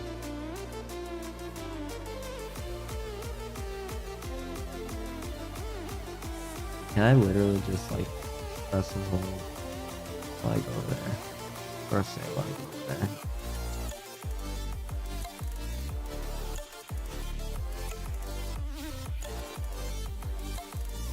I don't know. I'm not sure. I'm still trying to figure out this whole chase plane stuff as well. Anyway, it's new. It's a new software, but so far I'm loving the cinematic mode here. That does look pretty awesome. Well, actually, except for this shot right here. Once we switch out to this shot, it does seem pretty awesome.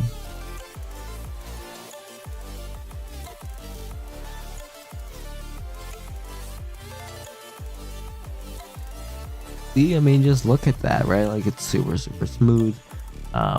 I'm not doing anything. Like, I literally have both of my hands off the keyboard. Like, I'm so tired, so.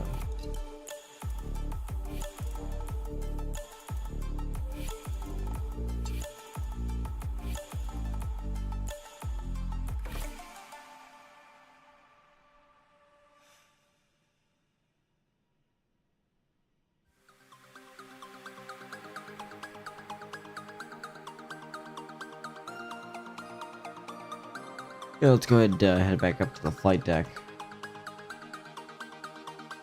I hope I don't fall asleep during the landing here. I need some more, because it does feel like 2:30 in the morning for me since I just came from London.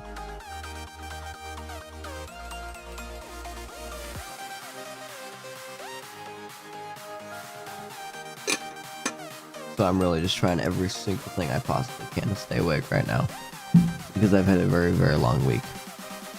We're ending quite fast. I guess this is probably a 3-degree glide slope. Oh, but I mean, our thing is still like quite far away, right? No? It looks like it to me. Seems like it. I don't know. 229. Let's make this 229. Oh, 1, 2, 1, 2, 3, 4, 5, 6, 7. Oh, 220. That's annoying. 229. There we go. Awesome. I think that we are pretty much all set for landing here.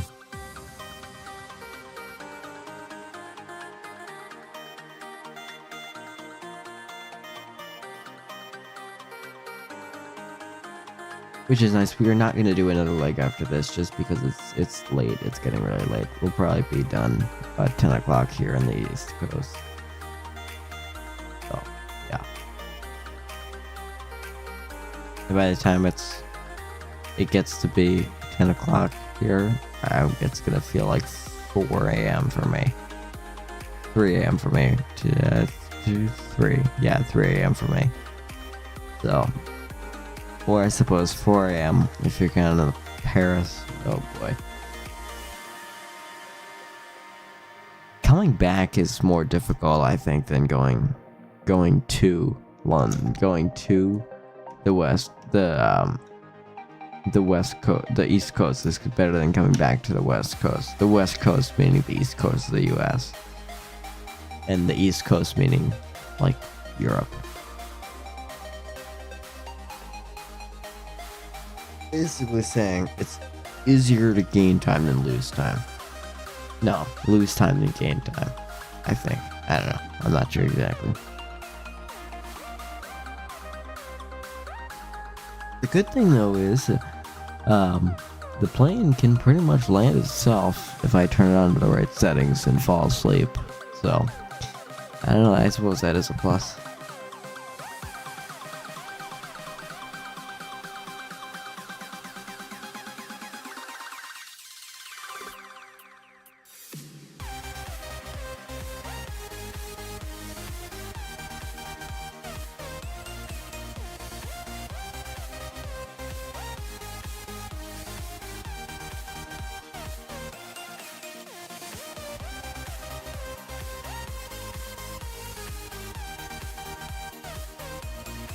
Here, I am going to actually go ahead and turn down the music just a little bit, just because it is a little bit loud for the landing, and especially as we come down towards the landing, I will want to turn up the sounds of the aircraft, just because, I mean, it sounds of the aircraft, it's incredible, right? So, anyway, just explaining that there. Here, let's see. We are... Did we really just skip like a... Okay, we weren't over Atlanta.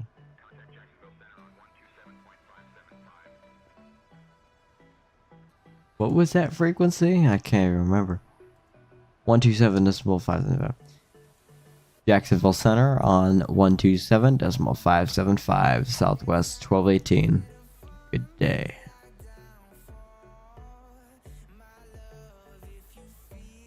Uh, 127.575. Awesome. Alright, I am connecting over there. And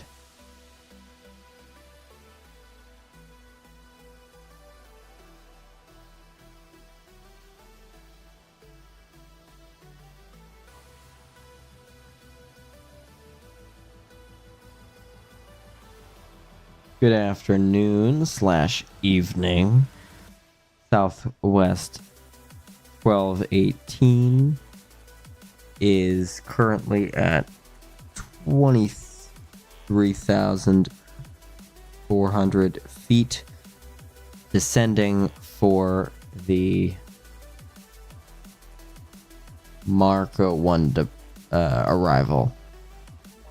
I think it's the Marco 1 arrival, but I'm not even sure anymore. That's so tired I am. Good evening.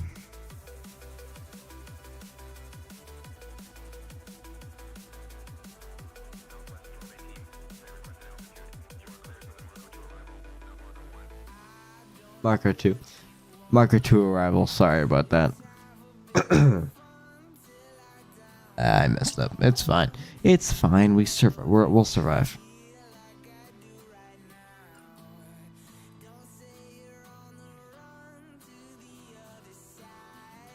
Give me an altitude that you can have me descend to. Southwest 1218.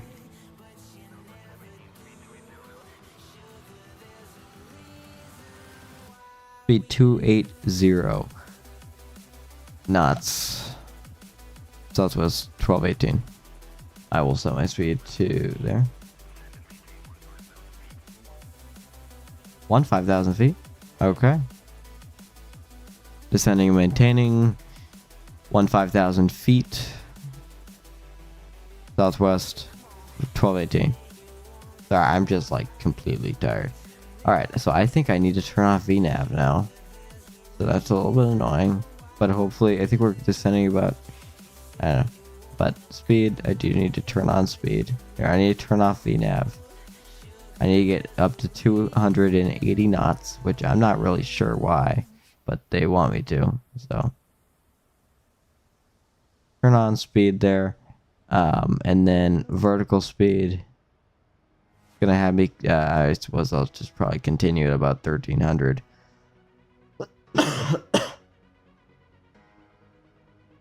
There, it should be good.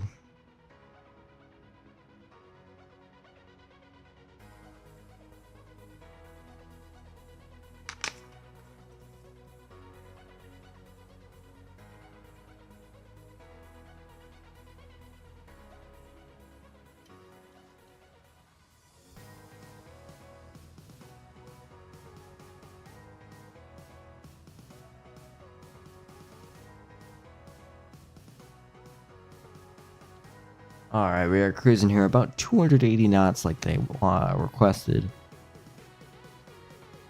But we can actually see here where we're supposed to be at 10,000 feet. I don't know. Here, I do need to actually turn that seatbelt sign on. Ladies and gentlemen, please go ahead and make your way back to your seats as we are reaching we're down below. We're descending quite a lot. We're descending more. You know what? Yeah, we're descending more into Jacksonville. So once again, thank you for flying Southwest Airlines, and we hope you you enjoy your journey. Rate us on TripAdvisor. TripAdvisor, yeah, rate us. Give us a rating. That would be great. Or Uber. Open Uber and give Southwest a rating. Anyway, here, let's actually go ahead and open up this weather radar over here. See if that will give us anything on these clouds. I don't know. I don't think it does anything with these clouds, but who knows?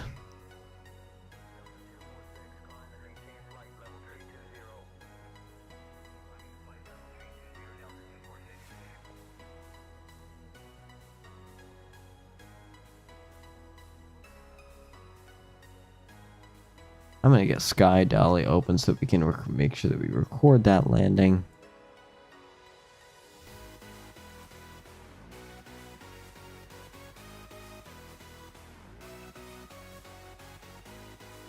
Alrighty.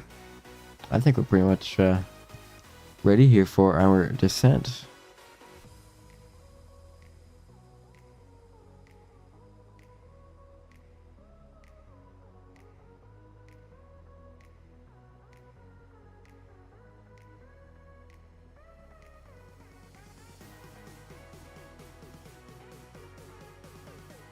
I'm not sure because down there is where we need to be at 10,000 feet.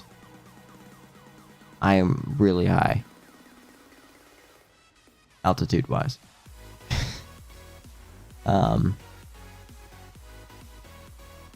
Southwest 1218 requesting descent to 10,000 feet.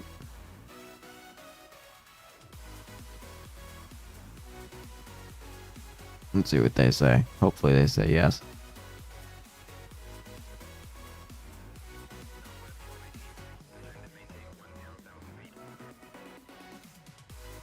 Descend, maintain 10,000 feet, southwest 1218. Great, we're gonna go ahead and click the little button there. Awesome. Pretty much all set and going straight into the clouds there, but we should be fine. You know what? Actually, I'm gonna bring this up to 1,200 feet per minute. That might even work better. There we go. This is a proper descent here. We're doing good. We are doing good.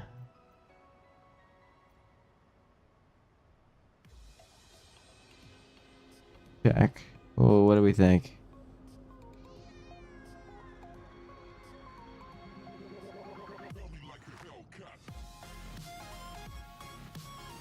See a bunch of different views here. Beautiful. 121.3 Southwest 1218. Go ahead, switch that over there. 121.3.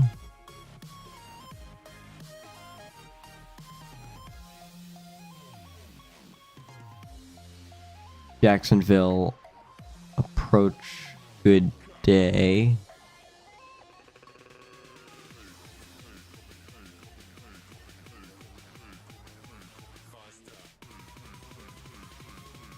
Southwest 1218, descending flight 10,000 feet. I'll leave it at that. That radio transmission didn't go too well, but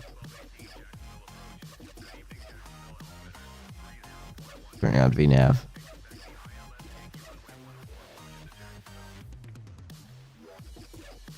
Wait, the Yankee. That's not what you told me earlier. Or not what I was told. The ILS. Okay, that's what we have. Expecting the ILS Yankee runway 14 approach into Jacksonville. Southwest 1218. Awesome. That's already what we have set. The ILS Yankee approach, I believe. ILS Yankee. Awesome. This is awesome. I'm happy about this. I think this is gonna be good. We're gonna do so good here. So good. We're gonna do awesome, people. We can do this.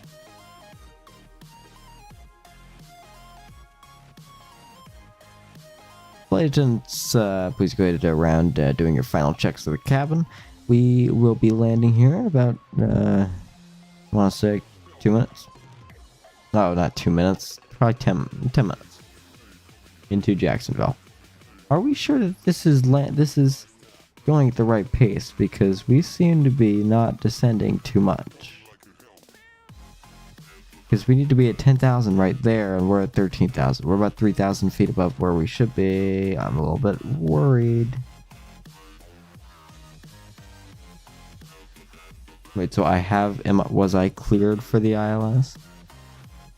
I need to check that out.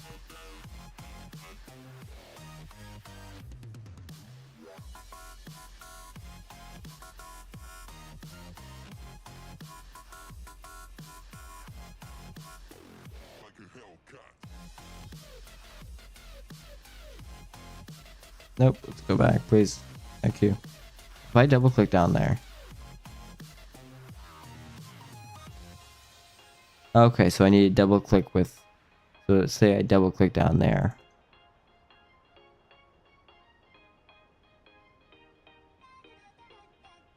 Okay, interesting. Alright, I'm still learning this whole new system here. Alright, because I am very high, I think. Because there's the runway. Yeah, I need to be way, way, way lower. Here, I need to get the chart up. The chart says at Ortar I need to be at 2,000. Ortar's right there, and I'm requesting descent down to 2,000 feet. Southwest 1218.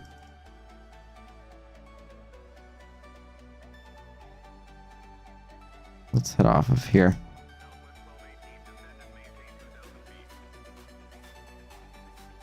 Descend and maintain 2,000 feet for southwest. I didn't even finish my call sign. Alright. I am... Descend and maintain 2,000 feet southwest 1218. Sorry, I am just like crazy tired. Yeah, we're going a little bit fast here. But it's sort of an emergency because the aircraft did not get down to where it should have been. I need to capture the localizer down there.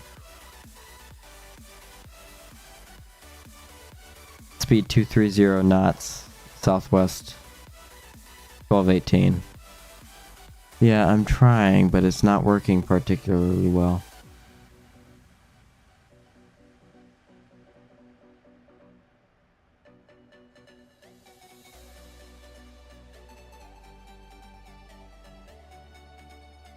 Yeah, we're just gonna have to keep the speed really fast.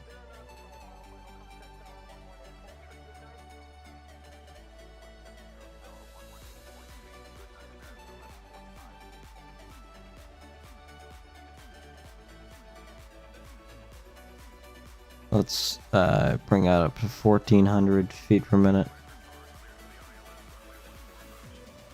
Cleared for the ILS, runway 14 approach, southwest 1218.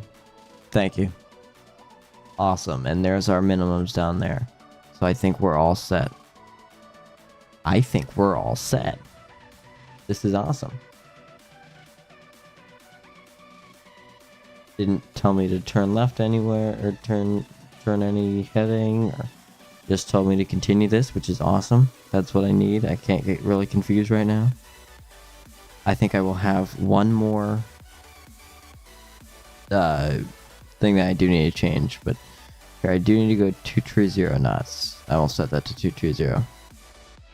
Well, actually, no, I'm now on the ILS approach, so I can do what I need to do. Although what I need to do is I need to get to Ortar, which is right there. I need to get down to 2,000 feet, so this is really bad.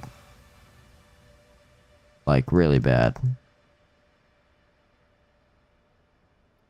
Because I would really prefer not to go around. Like, I would really, really prefer not to go around. But if I need to go around, I will go around today.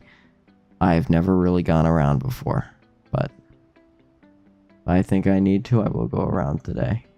Where is the airport even? Like, I have no idea. I have no clue where the airport is.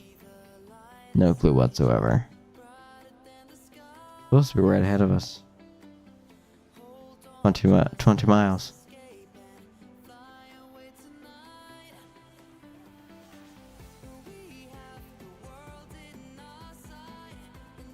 I'm gonna start recording a sky down here. We can watch our landing, our replay.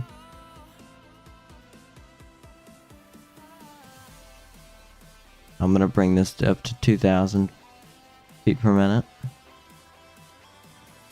And I will turn on approach mode as soon as we get to Ortar. Yeah, we're not making that 2,000 feet, but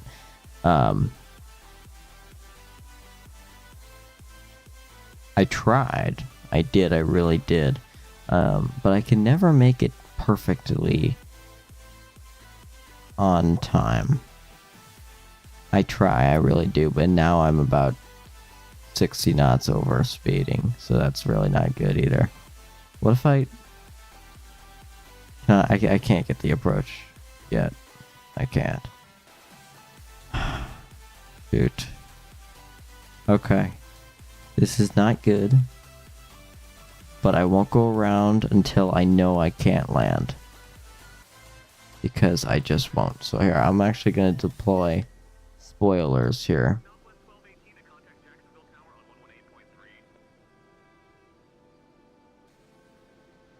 (118.3) Southwest 1218. We are going crazy fast. Crazy fast. But I am going to bring down some flaps as well. Tower, tower, tower. I'm looking for tower.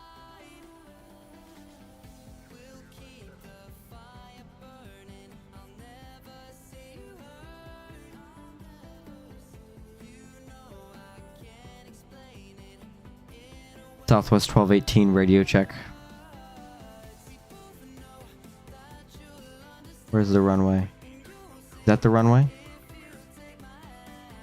Awesome. Where's the runway? There's the runway. I have the runway in sight. Let's get approach mode on. And level change mode.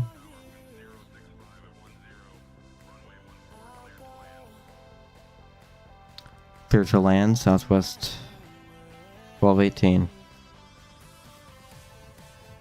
Okay, here, let's set this down to... I'm gonna, here, I need 154 knots. 154, and I need flaps 30. Alright.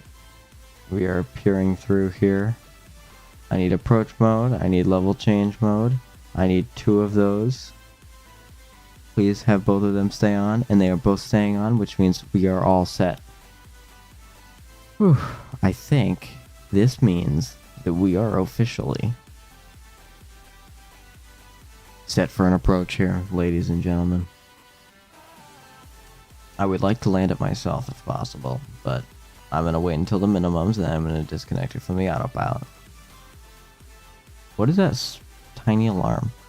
That's because that's really annoying. Here, right, let's go ahead and stop the music. Bring up the sounds of the aircraft here because it will sound incredible, I can tell you that much. No, stop. This is a pretty critical part of the airlining part. Alright.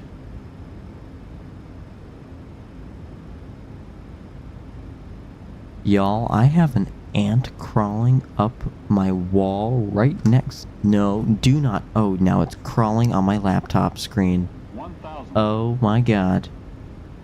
This is not good. Just wait, I need to pause this.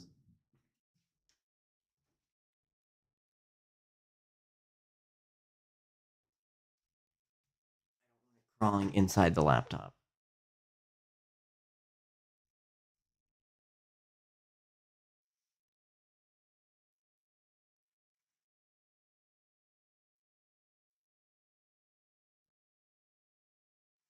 Y'all, I lost sight of it. I don't know where it is.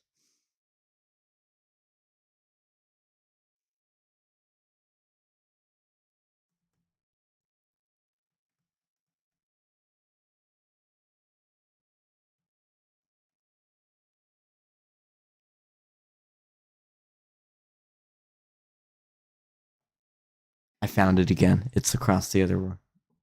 I'm gonna get it. I can't have it getting inside like the fans of the computer because that could wreck it. So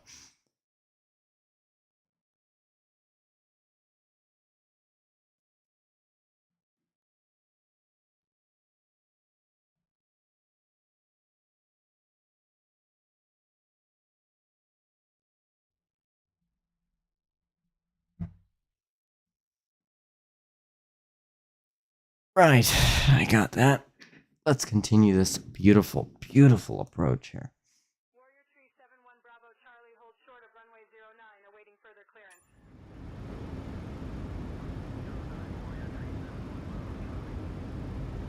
This is a beautiful, beautiful approach. I do love this approach. And I hope it says approaching minimums, because that means I set the minimums correctly.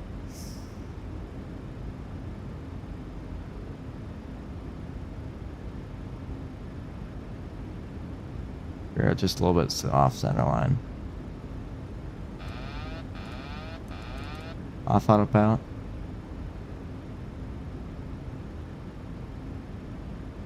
A little bit. Wise. Pushing minimums.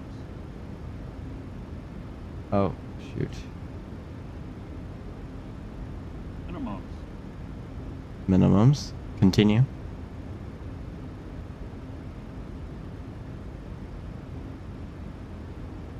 Turning off auto throttle. 100. And I'm going power off on the engines. 40. 30. 20. 10. We are floating a little bit. Oh. Okay, and we're gonna go down and brakes and reversers are deployed. That was not the best of landings, but you know what? I'll take it. For not landing a 737 in probably about almost a month, that was not horrible. Let's see. What did my... Oh, I have like no idea, because G's doesn't work when...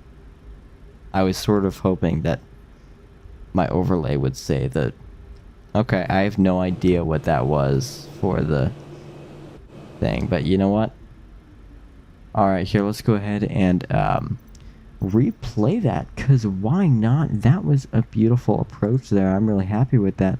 We're going to go ahead and stop, and... Airspeed loss.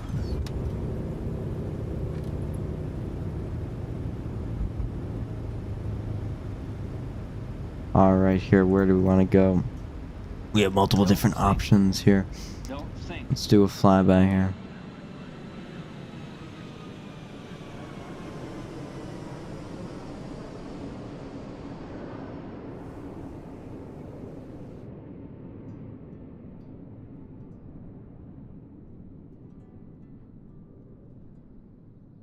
No. Move from here. This is not a good view. There we go. This will work. There we go. We can see us coming in for a landing here.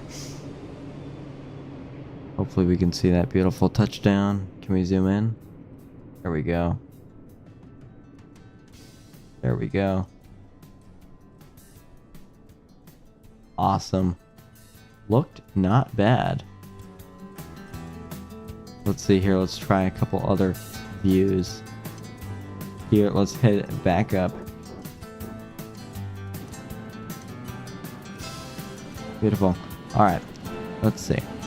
Where do we want to go next? That was not a bad landing, though. That was really good. I'm happy with that. Let's see. Let's head over the right wing.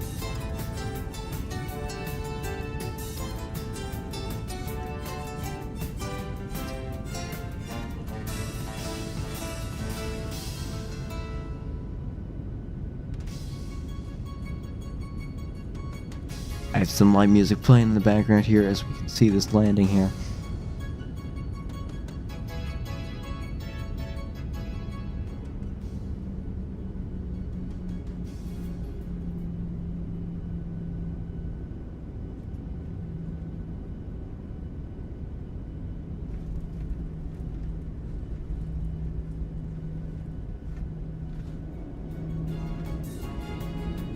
Beautiful. Not bad at all. I'm curious about like what, because it was a really, really smooth approach. The landing was not bad, especially since I hadn't actually played for a while, or not. I haven't flown for a while, like as I've said, right? So I'm actually surprised that I got a landing like that, because it's not that bad, right? I mean, honestly, like not bad. So, here, let's see.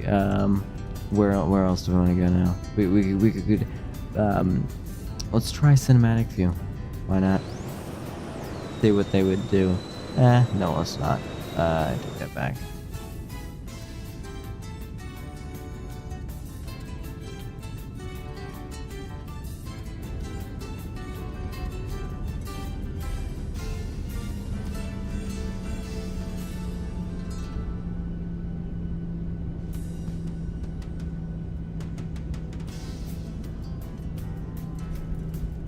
Beautiful touchdown there. I really do like this camera movement in here by chase plane. It really does add a lot more immersion into it. It's a really good add-on. I like it a lot. But my only problem is that it does replace any other camera, anything that like you've had installed, right? So like I can't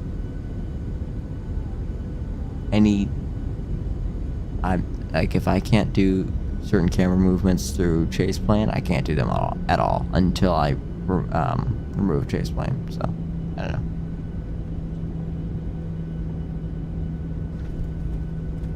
Beautiful.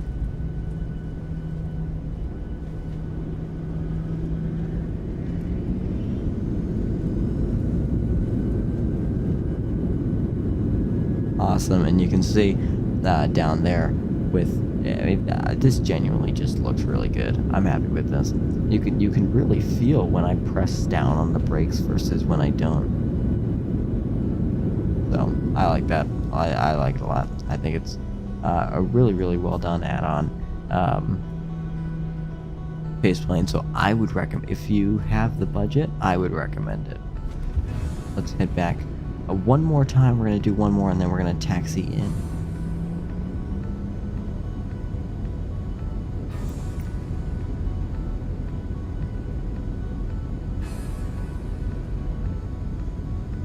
There we go.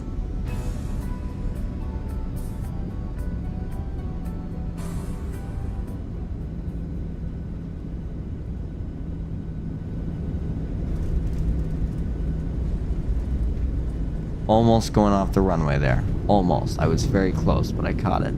Because I was originally coming in centerlined. Here, actually, we're going to take a look at... We're going to actually take a look through the...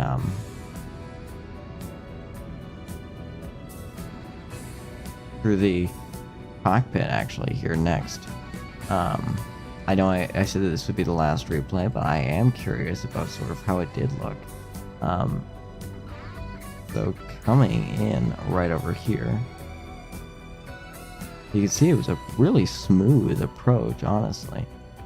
And then you can see sort of when I take it off of, you can see the minimums pull up. I'm not sure what the point of that it was, because we weren't actually getting that earlier when I was actually landing, but I don't know. You can see us here, we're coming in not bad at all. And then I get this happens with me all the time. I get off centerline and I drift over to the left, and I need to correct that a lot quicker. But you see, then I sort of yank it to the right, which is a lot of that where that camera movement that you would end up seeing. But yeah, you know, honestly, this is really great add-on. I'm really happy with it. Anyway, let's go ahead and get moving into the gate. I think he told me to contact ground, I believe. I think.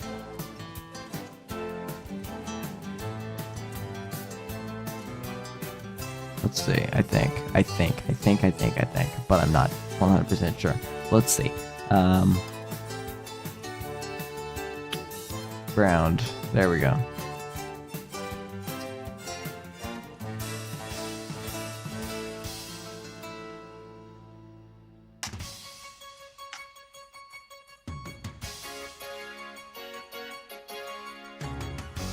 Ground, Southwest 1218, vacated runway 14. Request taxi to the gate. Hopefully that works well. I'm not sure how it's going to go here. Let's turn down the music just a little bit. Southwest 1218, taxi to R1 by Uniform November Romeo. Good day.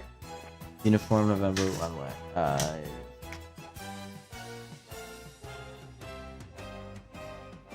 I missed a little bit of that because I was expecting it to be really, really long. To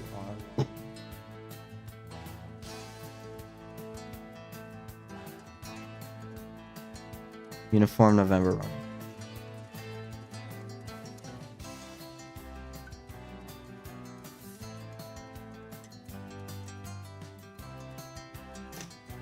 Taxiing to Romeo 1 via Uniform November Romeo. Southwest 1218. Alright, let's get moving.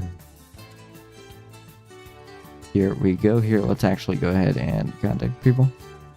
Hello, passengers. Welcome to Jacksonville, Florida here, where the local time is 6:11 p.m. Once again, thank you for flying with us with Southwest Airlines here. We're going to taxi to the gate, which in our gate tonight is gate R1, Romeo 1.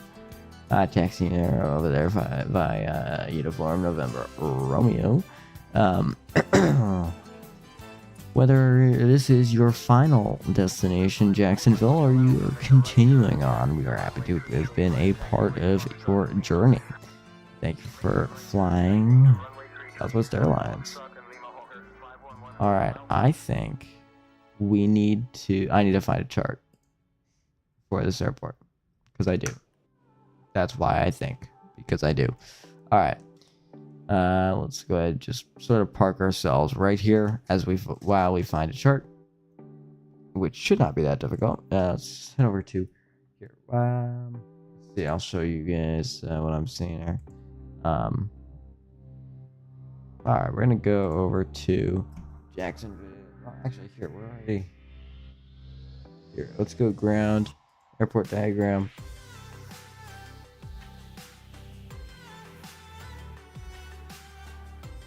I think, because I just landed on 1-4, and now I'm over here. So Uniform November.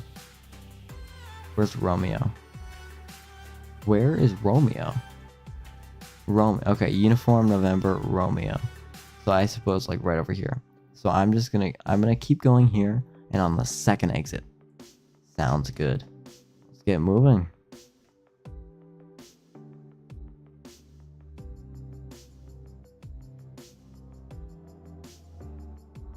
Alright.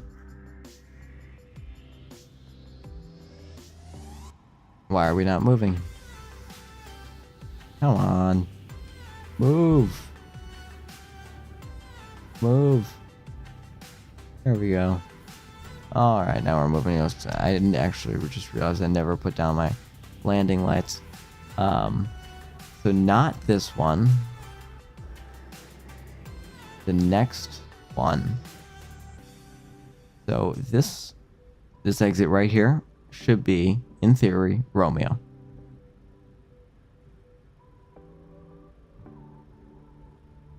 So we're gonna exit right over here.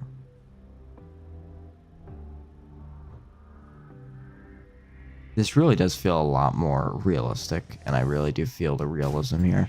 I really do enjoy this chase plane add-on. Sorry, I'm trying to navigate my phone while also taxiing the plane. You probably shouldn't do that. They tell you it's probably not a good idea, but you know what? It is what it is.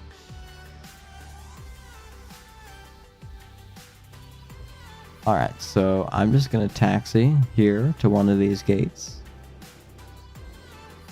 Let's taxi here, right over here, and we're going to... Where do we think Romeo 1 would be? Because all of this taxiway over here is Romeo. So I'm gonna say right down... Oh, here. We're gonna join this over here. I should probably get the APU started.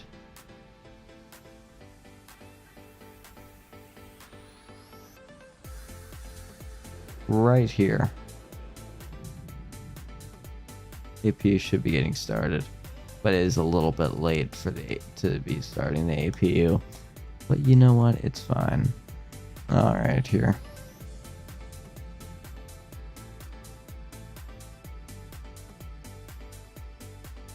Here we have arrived. And we can go ahead and stop. I think that was probably a little bit past the line. But you know what? It's fine. Alright, let's go ahead and call a... Here. I can't do the thing where... Wait, what? Okay, I have no idea what's going on. Why can I not... There we go. Alright. Want to do this? We're going to go menu. We're going to go ahead and load up the ground service. No! FMC, yes. There we go. We need to put it in the chocks. Request the jet weight. Request the GPU.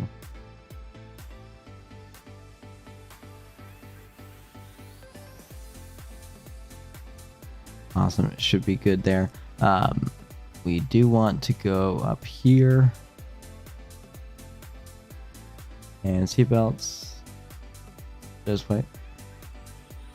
Flight attendants disarm doors. Stand by for all call. Passengers, please stay seated until the seatbelt sign is off. Thank you for your cooperation.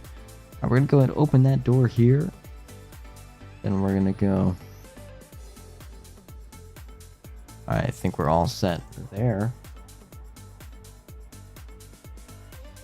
Turn that on. No! I will admit everything was easier without the add-on chase plane, but everything is a lot better. Looks a lot better with the add-on. So you know what? It is what it is. I like it. I'm keeping it. Well, I mean, I better keep it. I paid $30 for it, but all right, we can go ahead and turn off those engines here, and we are done, ladies and gentlemen. Turn off that seatbelt sign. That's no smoking. You can go ahead and hop out of your seats. Thank you for joining us here tonight. It really was a great flight. One of the best I've probably ever had, and most realistic probably that I've ever had here on the channel. So I'm really happy with that. So yeah, thank you for being here. It's been great having you. Thank you so much. Let's go ahead and load up here. Oh, there we go. Ladies and gentlemen, thank you for joining me here tonight. Goodbye.